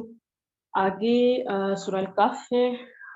سورہ کہف جو ہے ہم کہہ لیں کہ اس کا کہف کا نام کیوں کہف رکھا گیا، اور فتنہ کا مفہوم کیا ہے، یا دجال کے فتنوں سے محفوظ رہنے کے لیے اللہ تعالیٰ نے ہمیں یہ حکم دیا کہ یہ پڑھیں، تو اس میں اللہ تعالیٰ نے ہمیں کیا ٹوٹکے بتائے ہیں کہ دجال کے بچنے کی اس سے بچنے کے لیے کون سی تدابیر ہیں، اور کیونکہ فتنہ جو ہے انسان کے لیے، جو فتنہ ہے انسان کی دوڑ جو ہے 4 میدانوں میں ہی ہے: علم، مال، اقتدار اور ایمان۔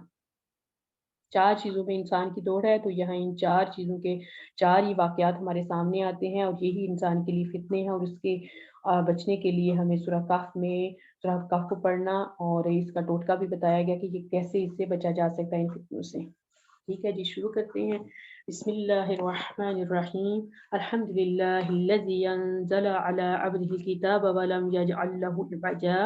سب تعریف اللہ ہی کو ہے جس نے اپنے بندے محمد صلی اللہ علیہ وسلم پر یہ کتاب نازل کی، اور اس میں کسی طرح کی کجی اور پیچیدگی نہ رکھی، یعنی کہ یہاں اس کی اللہ تعالیٰ کی حمد و ثنا سے یہ کہہ لیں کہ اور قرآن کی حقانیت کے ساتھ یہ سورہ شروع ہو رہی ہے، اور اس کا جو نزول سبب ہے، یہودیوں کے کہنے پر اہل مکہ نے 3 سوال کیے آپ صلی اللہ علیہ وسلم سے کہ اسحاق کون تھے، ذوالقرنین کون تھا، اور خضر واقعہ کی حقیقت، تو یہ اس کا نزول سبب ہے، اور اس کی جو ہے یہ کہہ لیں کہ پیپل آف کیو کا اسپیشل اس کا واقعہ ہے، سابق والوں کا اس سورہ کا اہم حصہ ہے، اور اس کی جو فضیلت ہے وہ کہہ لیں کہ حدیث سے ہمیں کیا پتہ چلتی ہے کہ دونوں جمعہ کے درمیان جو ہے پڑھے تو نور ہی نور ہے، تو اس کے بعد اس کی ابتدائی آیات جو ہیں اس کو بھی اگر ساری پڑھ لیں تو ٹھیک ہے، نہیں تو ابتدائی آیات جو ہیں ایک کہہ لیں کہ یہ تو آپشن پیکج دیا گیا نا کہ اگر آپ ساری پڑھ لیں تو ٹھیک، نہیں تو ابتدائی آیات تو پڑھیں، ٹھیک ہے۔ تو نور ہی نور سے مراد کیا ہوگا کہ نور ملے گا، تو نور سے مراد کیا ہوگا، یعنی اس کے پیغام کو سمجھنا، اللہ کے حکم کے مطابق اس پر پیرا عمل ہوں گے تو یہ نور نور ہوگا، تو یہ نور ہماری زندگی میں آئے گا تو آخرت میں بھی ہمیں نور ملے گا، اور اس کی پہلی 1 سے 10 آیات ان کے بارے میں حفظ کرنا، اور جو کہ دجال سے محفوظ رہنے کا ایک ٹوٹکا ہے، اور دجال جو ہے قیامت کی بڑی نشانیوں میں سے ایک نشانی ہے، ٹھیک ہے۔ اور آپ صلی اللہ علیہ وسلم نے اس کے بارے میں کیا فرمایا کہ یہ کسی نبی کے دور میں میری امت میں ہر نبی کے دور میں یہ بات کہی گئی کہ یہ آنا ہے، لیکن میری امت میں آنا یعنی آئے گا یقینی ہے، لیکن لوگ اس وقت اس کو بھول چکے ہوں گے، ٹھیک ہے۔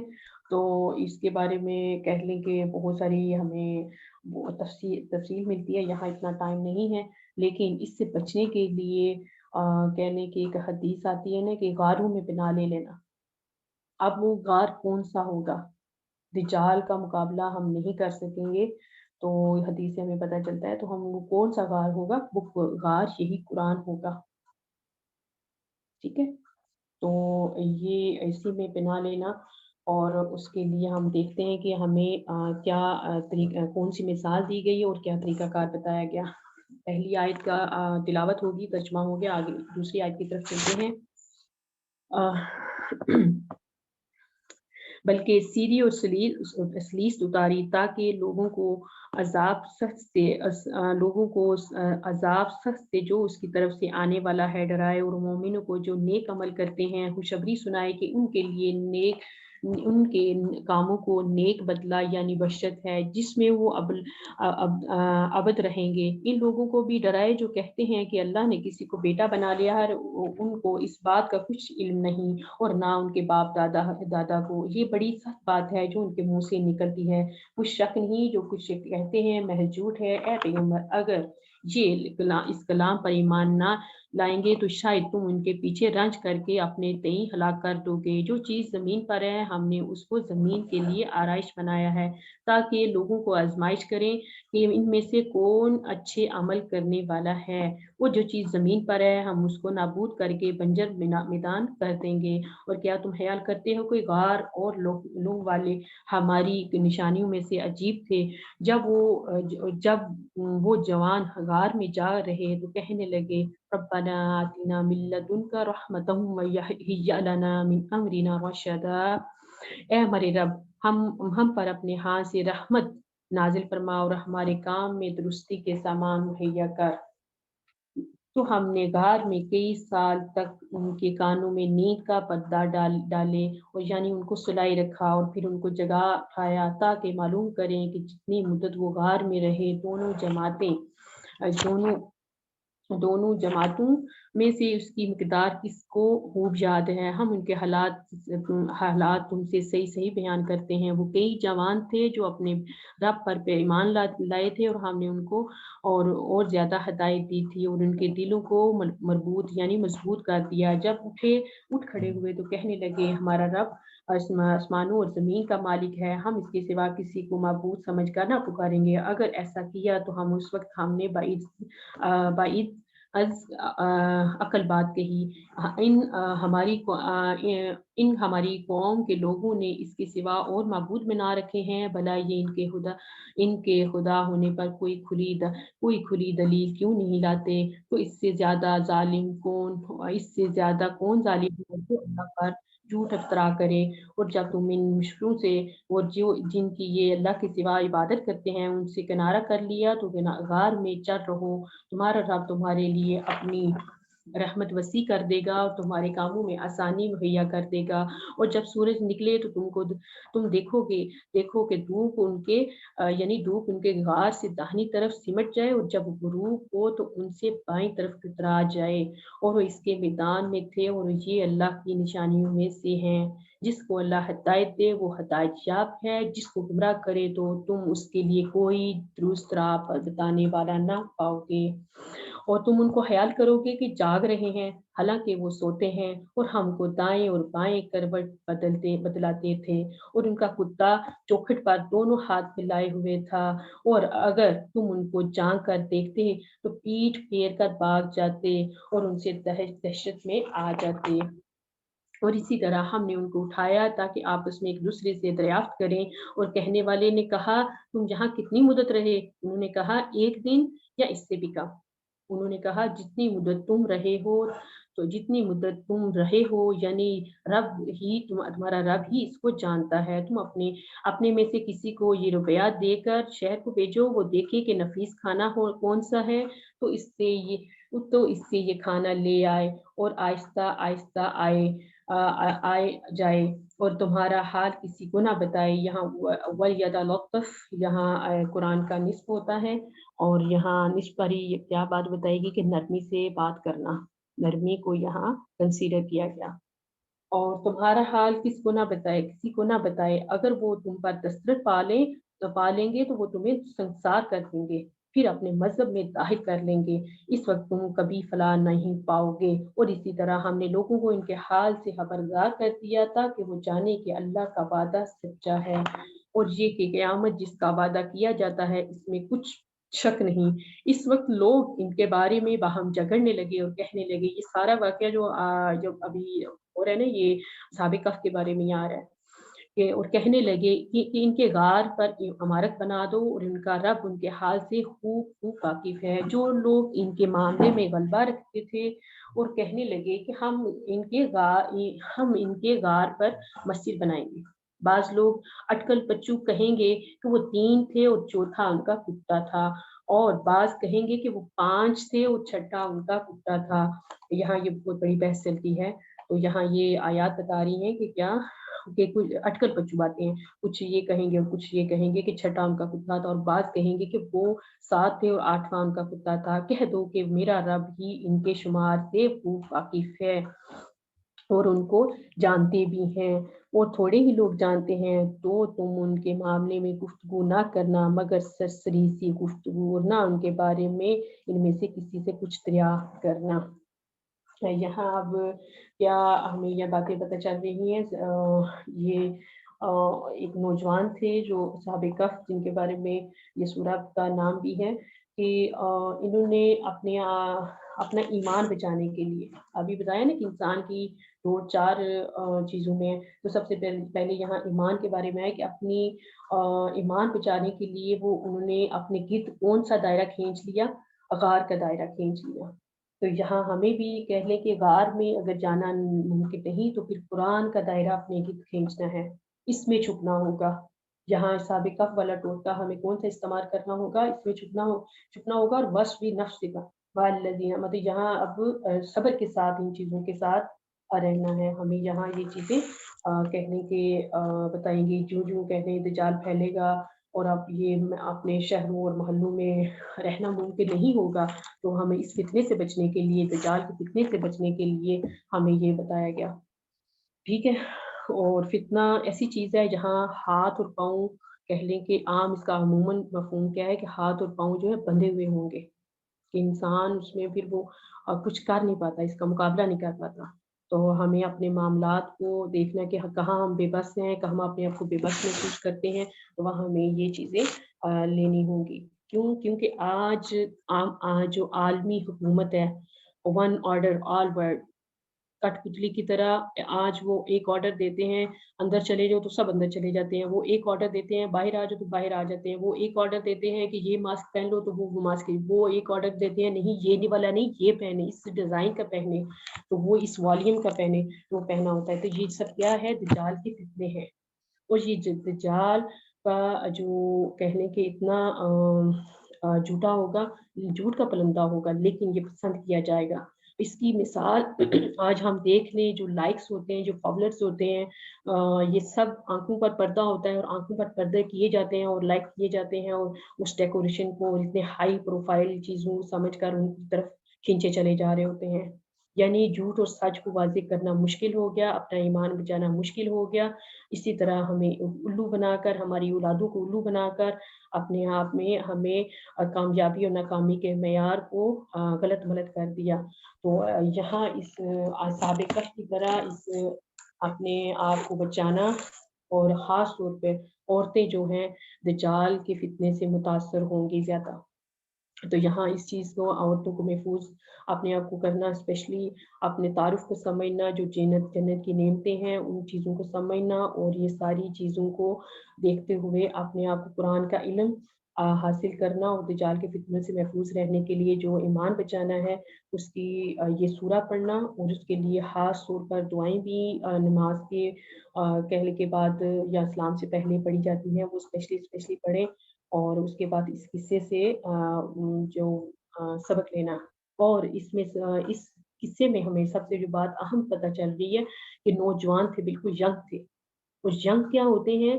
ریڑھ کی ہڈی ہوتی ہیں کسی بھی قوم کے، اور پھر جوانی میں ایمان کی آزمائش ہونا، اور پھر وہ بھی عقیدہ توحید کی، جوانی میں انسان پروڈکٹیو ہوتا ہے، پاورفل کام کر سکتا ہے، تو یہاں ہمیں یہاں ایک اور بات جو سمجھ آ رہی کہ جو جوان تھے اور انہوں نے اپنے آپ کو کیسے بچایا اور شرک سے بیزاری کا اظہار کیا. ٹھیک ہے، تو یہاں آگے چلتے ہیں.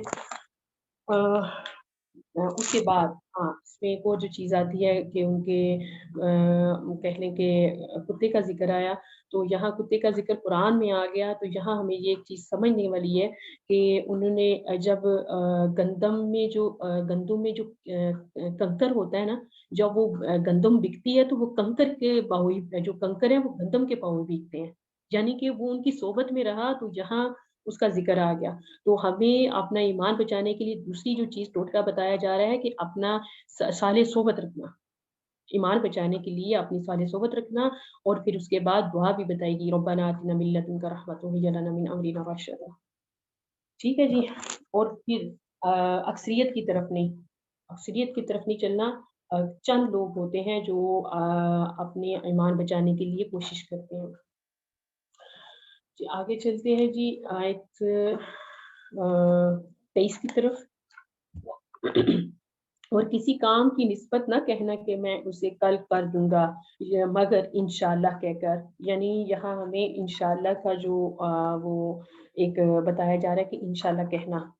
ٹھیک ہے، اور بعض دفعہ ہم کہہ لیں کہ انشاءاللہ ہمیں لاشعوری طور پر نہ کہہ رہے ہوتے ہیں، ہمارا اس وقت دھیان نہیں ہوتا تو ہم پھر بھی انشاءاللہ کہہ رہے ہوتے ہیں. ایک چیز جو ہمیں یہاں پتہ چل رہی، لیکن یہاں ان آیات میں جس وقت یہ بھی بتا رہے جب یاد آئے، اگر جب ضرورت تھی تو آپ نے نہیں کہا تو آپ پھر اس وقت پڑھ لیں.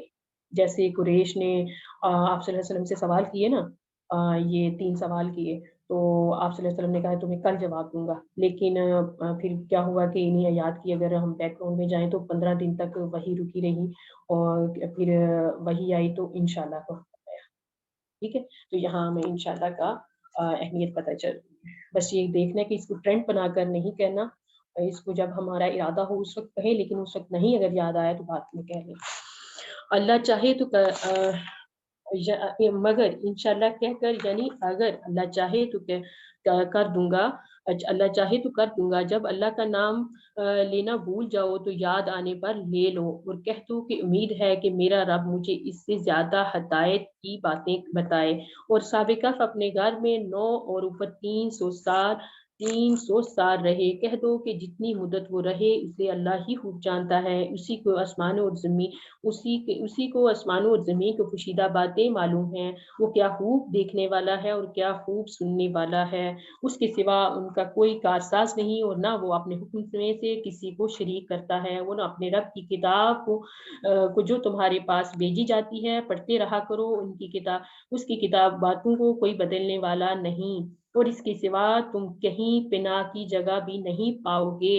اور جو لوگ صبح و شام اپنے رب کو پکارتے ہیں، اس کی خوشنودی کی طالب ہیں، ان کے ساتھ صبر کرتے رہو اور تمہاری نگاہیں ان میں سے گزر کر اور طرف نہ دوڑے کہ تم آرائش اور زندگانی دنیا کے استوار ہو جاؤ. جس شخص کے دل کو ہم نے اپنی یاد سے غافل کر دیا ہے اور وہ اپنی خواہش کی پیروی کرتا ہے اور اس کا کام حد سے بڑھ گیا ہے، اس کا کہا نہ ماننا. اور کہہ دو کہ لوگوں یہ قرآن تمہارے رب کی طرف سے برحق ہے، جو چاہے ایمان لائے اور جو چاہے کافر رہے.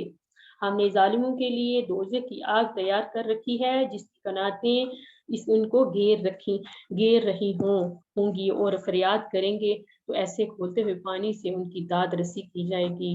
اور جو پگھلے ہوئے تانبے کی طرح گرم ہوگا اور جو منہوں کو بھون ڈالے گا. استغفر اللہ ربی من کل ذنب واتوب الیہ. اور جو منہوں کو بھون ڈالے گا اور ان کے پینے کا پانی بھی برا اور آرام گاہ بھی بری.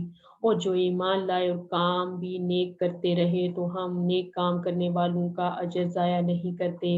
ایسے لوگوں کے لیے ہمیشہ رہنے کے باغ ہیں اور ان میں ان کے محل نیچے نہریں بہہ رہی ہیں، اور ان کو وہاں سونے کے کنگن پہنائے جائیں گے اور وہ باریک دیبا اطلس کے سبز کپڑے پہنیں گے اور تختوں پر تکیے لگا کر بیٹھا کریں گے. کیا خوب بدلہ، کیا خوب آرام گاہ ہے. یعنی اب یہاں جو ان کو جو ایمان لے آئے، اپنے ایمان کو بچا لیا، ان کی کہہ لیں کہ ان کی کہہ لیں کہ جنہوں نے نہ بچایا ان کا بھی انجام، اور جنہوں نے بچا لیا ان کا انجام بتایا جا رہا ہے. تو اب آگے جو آیات آ رہی ہیں 2 باغ والوں کا قصہ ہے. یعنی اب جو فتنہ جو ہم سامنے آتا ہے انسان کو، دوسرا کیا، مال کا فتنہ. تو یہاں اب اگلی آیات میں یہ ہمارے سامنے آ رہا ہے. ان سے 2 شخصوں کا حال بیان کرو جن میں سے ایک کو ہم نے انگور کے 2 باغ عنایت کیے تھے اور ان کے گردا گرد کھجوروں کے درخت لگا دیے تھے اور ان کے درمیان کھیتی پیدا کرتی تھی، اور دونوں باغ کثرت سے پھل لاتے اور یعنی اس کی پیداوار میں کسی طرح کی کمی نہ ہوتی، اور دونوں میں ہم نے ایک نہر بھی جاری کر رکھی تھی.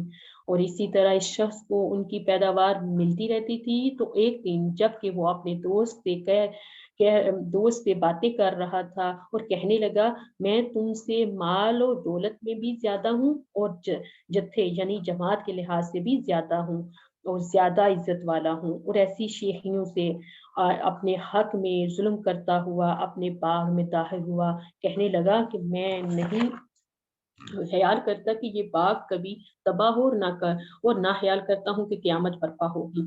اگر میں اپنے رب کی طرف لوٹایا بھی جاؤں تو وہاں ضرور اسے اچھی جگہ پاؤں گا.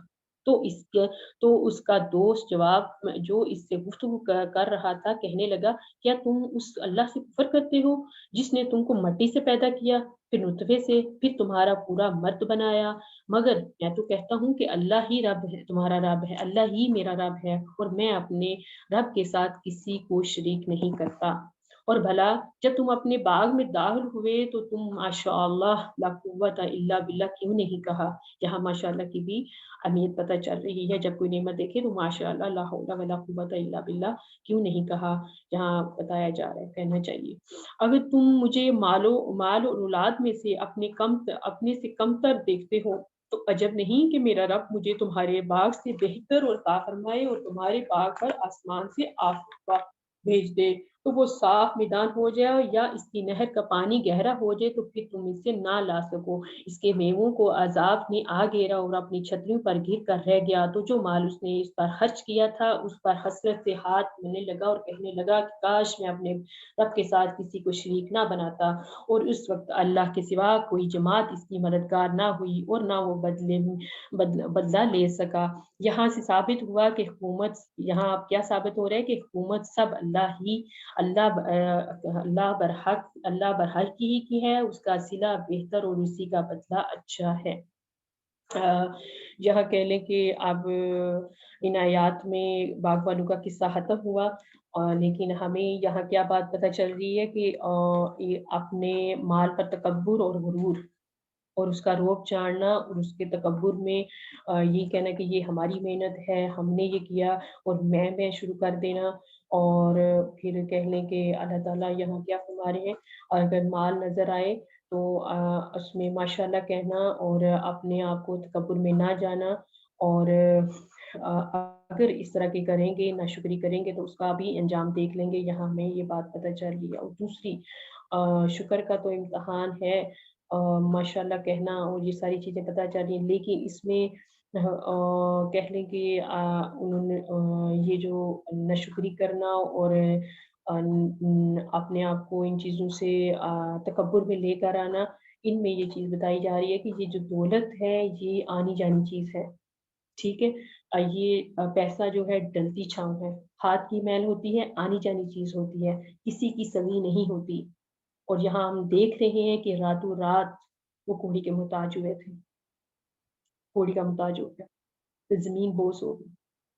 یہاں آپ دیکھ لیں کہ ہمارے کبھی کبھی ہمیں دیکھنے میں تو بلڈنگ کیسے زمین بوس ہو رہی ہوتی ہے، وہ دیکھو ہو رہی ہوتی ہے، کھیت تباہ ہو جاتے ہیں. ٹھیک ہے، لیکن آگے اللہ تعالیٰ کیا بتا رہے ہیں، آیت بہت پیاری آیت آئے گی، اسی کے ریلیٹڈ آگے آئیں گی کہ ہمیشہ رہنے والی کیا چیزیں ہیں اور ہمیشہ رہنے والے اعمال کون سے ہیں، اور دنیا جو ہے وہ فانی ہے اور باقی رہنے والی کیا چیز ہے. یہاں اگلی آیات میں ہمیں پتہ چلے گا. کہ دنیا تو کہہ لیں کہ یہاں شروع ہی وہاں سے ہو رہا ہے، بتایا جا رہا ہے کہ کیا ہے کہ ان سے دنیا کی زندگی کی مثال بھی بیان کر دو، اور ایسی ہے جیسے پانی جسے ہم نے آسمان سے برسایا تو اس کے ساتھ زمین کی اور روئیدگی مل گئی، جو پھر چورا چورا ہو گئی، اور ہوائیں سے اڑاتی پھرتی ہیں۔ وہ اللہ تو ہر چیز پر قدرت رکھتا ہے۔ مال اور بیٹے تو دنیا کی زندگی کی رونق اور زینت ہیں، اور نیکیاں جو باقی رہنے والی ہیں۔ ثواب کے لحاظ سے تمہارے رب کے ہاں بہت اچھی، اور امید کے لحاظ سے بہت بہتر ہے۔ جس دن ہم پہاڑوں کو چلائیں گے اور تم زمین کو صاف میدان دیکھو گے، اور ان لوگوں کو ہم جمع کر لیں گے تو ان میں سے کسی کو بھی نہیں چھوڑیں گے، اور تمہارے رب کے سامنے سب باندھ کر لائے جائیں گے، اور ہم ان میں سے کہیں گے کہ جس طرح ہم نے تمہیں پہلی بار پیدا کیا اسی طرح آج تمہارے سامنے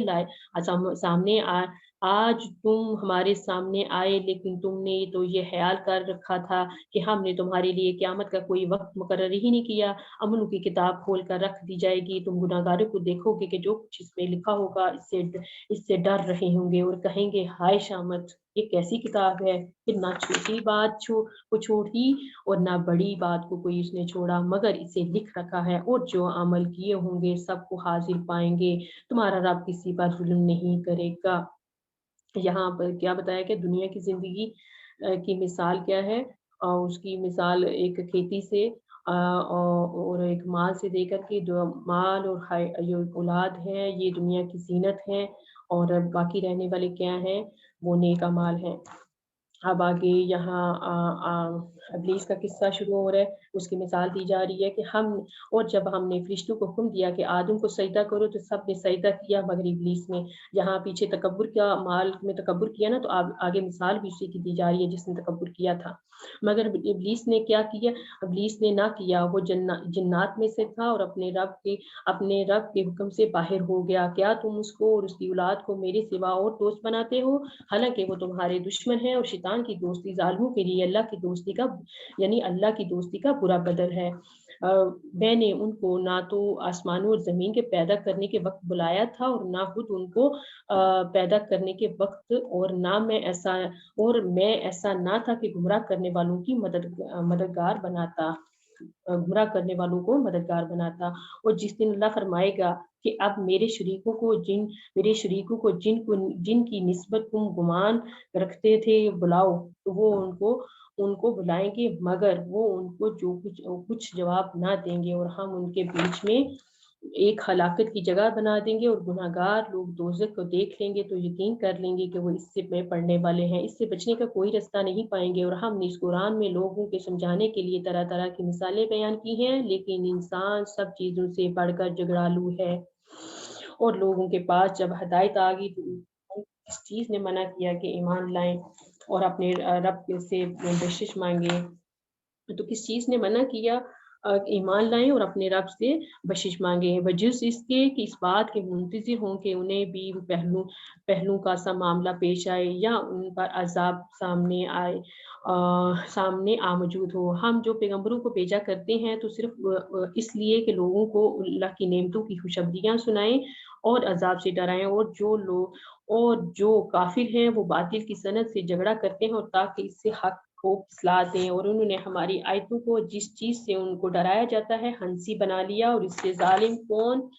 جس کو اس کے رب کے کلام سے سمجھایا گیا تو اس نے اس سے منہ پھیر لیا، اور اعمال وہ آگے کر چکے، اور جو اعمال وہ آگے کر چکا اس کو بھول گیا، اور ہم نے ان کے دلوں پر پردے ڈال دیے کہ اس سے نہ سمجھ سکیں، اور کانوں میں شکل پیدا کر دیا کہ سن نہ سکیں۔ اگر تم ان کو رستے کی طرف بلاؤ تو کبھی رستے پر نہ آئیں گے، اور تمہارا رب بخشنے والا اور صاحب رحمت ہے۔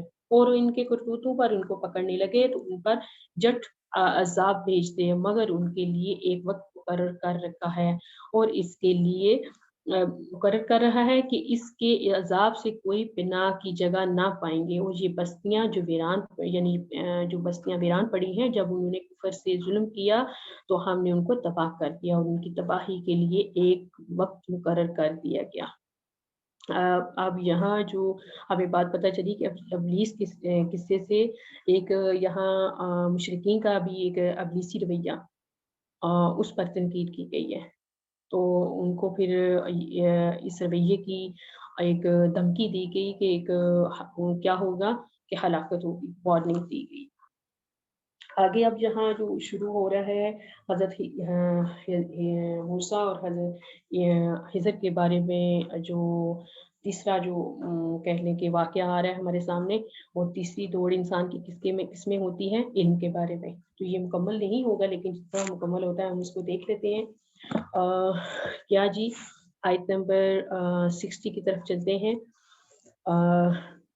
جی، اور جب موسیٰ نے اپنے شاگرد سے کہا کہ جب تک میں دو دریاؤں کے ملنے کی جگہ نہ پہنچ جاؤں ہٹنے کا نہیں، ہاں بس تو چلتا رہوں۔ جب ان کے ملنے کے مقام پر پہنچے تو اپنی مچھلی بھول گئے، تو اس نے دریا میں سرنگ کی طرح اپنا رستہ بنا لیا جسے آگے چلے۔ تو موسیٰ علیہ السلام نے اپنے شاگرد سے کہا ہمارے لیے کھانا لاؤ، اس سفر سے ہم کو بہت تکان ہو گئی ہے۔ اس نے کہا کہ بھلا آپ نے دیکھا کہ جب ہم نے پتھر کے پاس آرام کیا تو مچھلی وہیں بھول گیا، اور مجھے آپ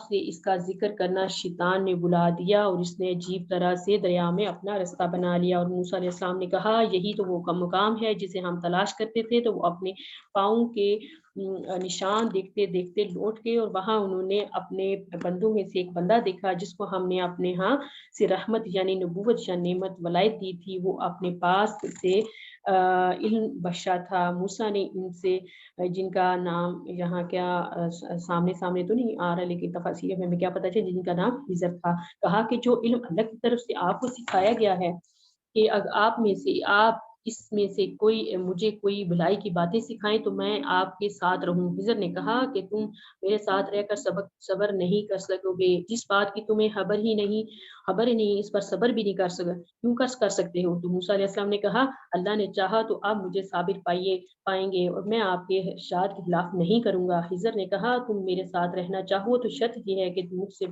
مجھ سے کوئی بات نہ پوچھنا جہاں تک کہ میں اس کا ذکر تم سے نہ کروں۔ تو دونوں چل پڑے، یہاں تک کہ جب کشتی میں سوار ہوئے تو خضر علیہ السلام نے کشتی کو پھاڑ ڈالا۔ موسیٰ نے کہا کیا آپ نے اس کو اس لیے پھاڑ ڈالا کہ سواروں کو غرق کر دیں؟ یہ تو آپ نے بڑی عجب بات کی۔ خضر علیہ السلام نے کہا کیا میں نے نہیں کہا تھا کہ تم میرے ساتھ صبر نہ کر سکو گے؟ موسیٰ علیہ السلام نے کہا کہ جو مجھ سے بھول ہوئی اس پر مواخذہ نہ کیجیے، اور میرے معاملے پہ مجھ پر مشکل نہ ڈالیے۔ پھر دونوں چلے، یہاں تک کہ رستے میں ایک لڑکا ملا تو خضر علیہ السلام نے اسے مار ڈالا۔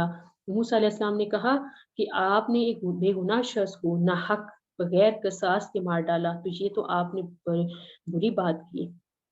یہ قصہ مکمل 16ویں پارے سے اب ہوگا آگے، لیکن جو ہم نے اس قصے میں تھوڑا سا دیکھ لیتے ہیں کہ تیسری دوڑ انسان کی کس میں ہوتی ہے؟ علم میں ہوتی ہے۔ اور کہہ لیں کہ علم میں ہر کسی کا کوئی نہ کوئی باپ ضرور ہوتا ہے علم کے معاملے میں، تو اس لیے اپنے سے اوپر کسی کو ماننا وہ ایک کہہ لیں کہ علم کے معاملے میں ہمیشہ یہ ایک اصول بتا چلے کہ اپنے سے اوپر کسی کو ماننا پڑے گا۔ اور دوسرا کیا ہے کہ صبر کرنا، علم کے معاملے میں صبر کرنا، اور تیسرا کیا ہے؟ سفر کرنا۔ چوتھا کیا ہے؟ تھکاوٹ اپنی اس میں آئے گی آپ کو۔ پانچویں کیا ہے کہ اس میں اپنے آپ کو عاجزی دکھانی۔ یہاں ایک موسیٰ علیہ السلام ایک اعلیٰ عزم جو پیغمبر، لیکن حضرت خضر کے سامنے اپنے آپ کو کیسے عاجزی دکھا رہے ہیں۔ تو یہاں ہمیں دجال کے پاس کہہ لیں کہ یہ تیسری بات پتہ چلتی ہے کہ دجال کے پاس بہت علم ہوگا۔ آج دیکھ لیں ماسٹر مائنڈ 10% اوپر ان کے پاس ہے سارا علم، اور دوسری دنیا ساری کنفیوز ہے، حق کے علم کی پہچان ہی نہیں کر پا رہی۔ سب سے بات جو میری بات ختم ہونے کو جا رہی ہے، لیکن میں تھوڑی سی ایک اینڈ پہ ایک بات کہوں گی کہ ترکی کا جو ڈرامہ تھا، تو وہ ایک کومنٹ آئے کہ جی کس نے نہیں دیکھا، تو پتہ چلا کہ جی ہاں فلاں نے نہیں دیکھا۔ تو انہوں نے کہا یہ تو وہ ایک سبق لینے والا ڈرامہ تھا، اب سبق لینے کے لیے یہ ڈرامے ہی رہ گئے ہیں، یا ہماری خبروں کو اتنا دلچسپ بنایا جاتا ہے کہ ایک خبر کو 10 دفعہ سنا جاتا ہے، جی نہیں بھرتا۔ یعنی یہ دنیاوی علم کی دوڑ، اتنی دوڑ کہ دین کے علم کو پس پش ڈال دینا، اس کو 1 گھنٹہ دینا بھی محال ہو جاتا ہے۔ ٹھیک ہے، تو اس لیے اپنے حق کا علم لینا، اس میں تکبر سے بچنا، فخر سے بچنا، اور اپنے آپ میں عاجزی رکھنا، اس کے لیے اپنے کو تھکاوٹ کے لیے تیار رکھنا، اور اپنے سے بڑا کسی کو ماننا علم کے راستے میں، یہ ہمارے لیے ضروری ہے۔ تو یہی ہمیں پتہ چلتا ہے ان آیات میں۔ تو اللہ تعالیٰ ہمیں ان پر عمل کرنے کی توفیق دے، اور ہمیں اللہ تعالیٰ دجال کے فتنے سے محفوظ رکھے۔ اور سورہ بنی اسرائیل میں جو ہمیں اللہ تعالیٰ نے اصول بتائے اسلامک اسٹیٹ قائم کرنے کے، اللہ تعالیٰ ان کو اپنے خاندانوں میں، اپنے معاشرے میں قائم کرنے کی توفیق دے۔ وما علینا الا البلاغ المبین۔ السلام علیکم ورحمۃ اللہ۔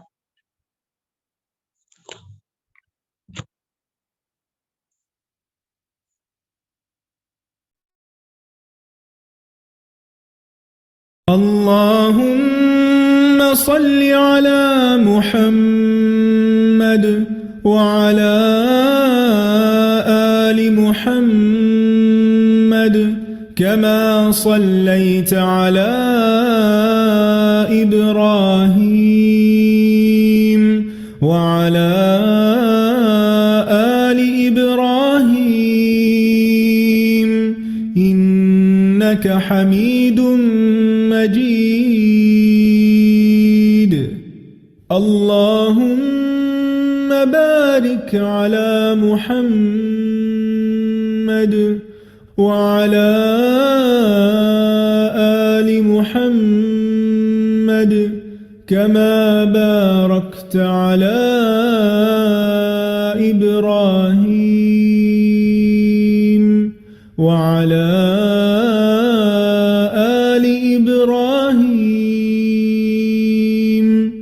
إنك حميد مجيد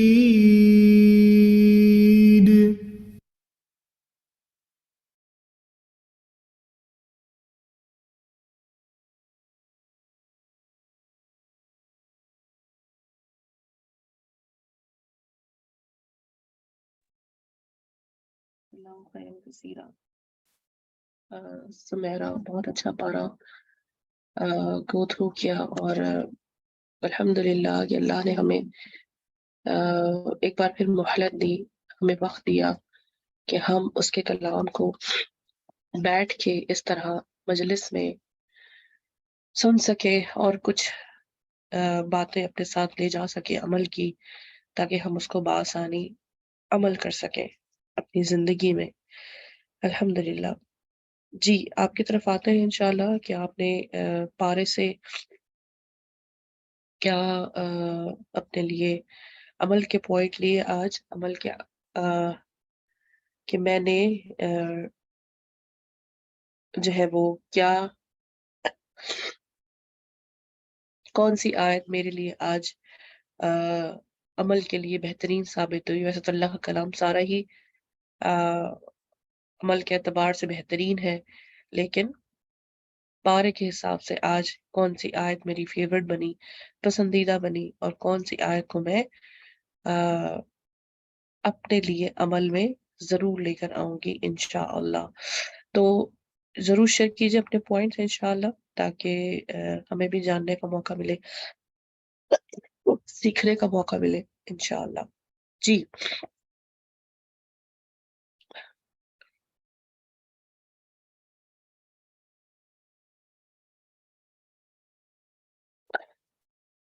جی جناب۔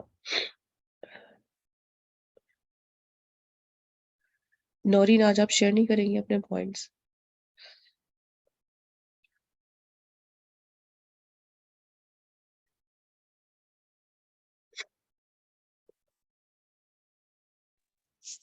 السلام علیکم سیدہ جی، آج میں ذرا اوے تھی، تھوڑی بزی تھی، اس لیے کوئی نوٹ نہیں کیا آج میں۔ وعلیکم السلام۔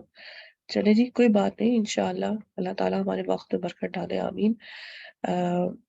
کوئی اور بہن جو ہے وہ شیئر کرنا چاہیں گی آج کے حوالے سے کوئی پوائنٹ؟ کسی نے شیئر لکھا، کسی کے دل میں کوئی بات اتری اچھی سی تو ضرور شیئر کریں انشاءاللہ۔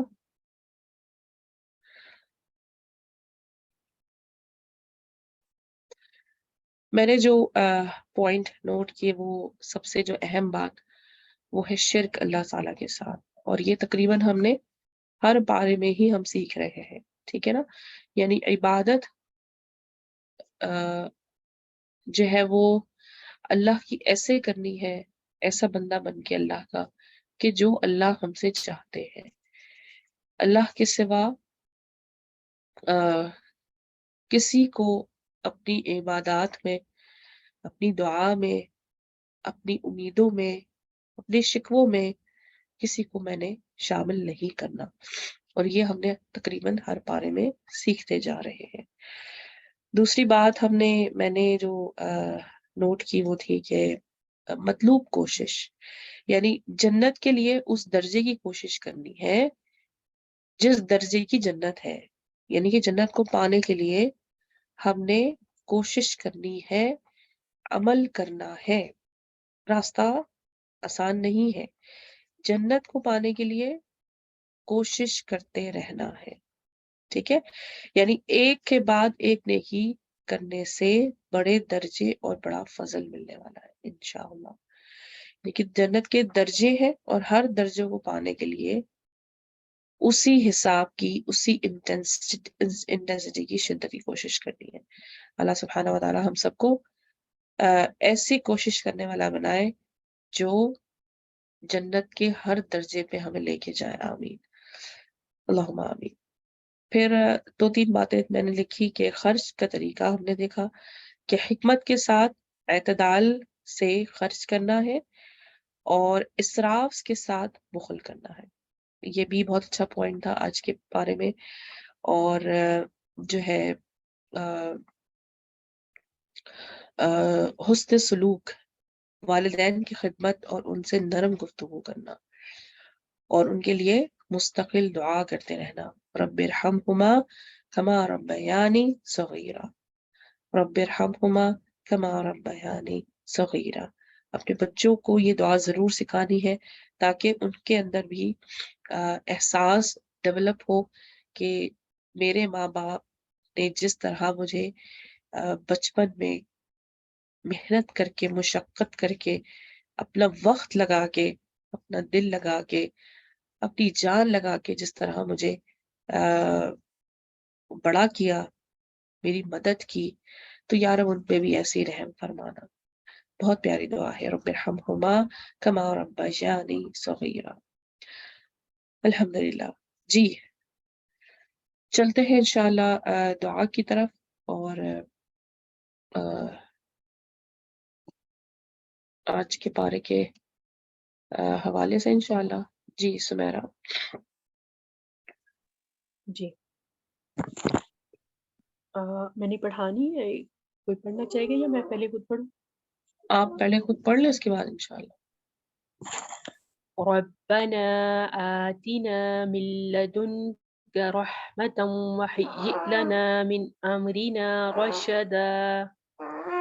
ربنا آتنا من لدنك رحمة وهيئ لنا من أمرنا رشدا. ترجمہ اس کا نظر نہیں آ رہا. ایک بارہ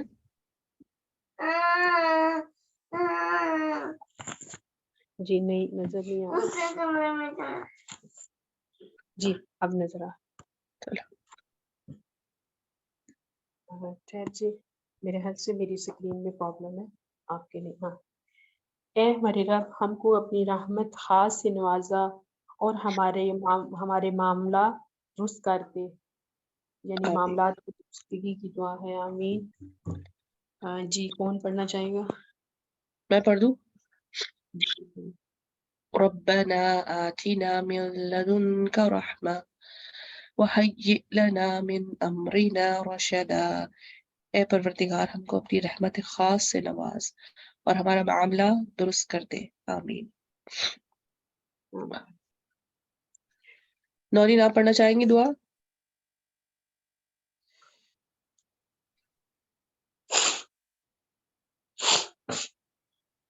چلے جی نورین تو مصروف لگ رہی ہے مجھے. چلے انشاءاللہ سمیرہ وائنڈ اپ کر لیں. ٹھیک ہے. سبحانك اللهم وبحمدك أشهد أن لا إله إلا أنت أستغفرك وأتوب إليك. ٹھیک ہے جی، دعا میں یاد رکھیے گا. اجازت دیجیے. اللہ حافظ. السلام علیکم. وعلیکم السلام ورحمۃ اللہ وبرکاتہ. جزاکم اللہ خیرا کثیرا. رباه عفوك إني للنور مدت يداي نزعت أسرار قلبي وجئت ألقي أساي.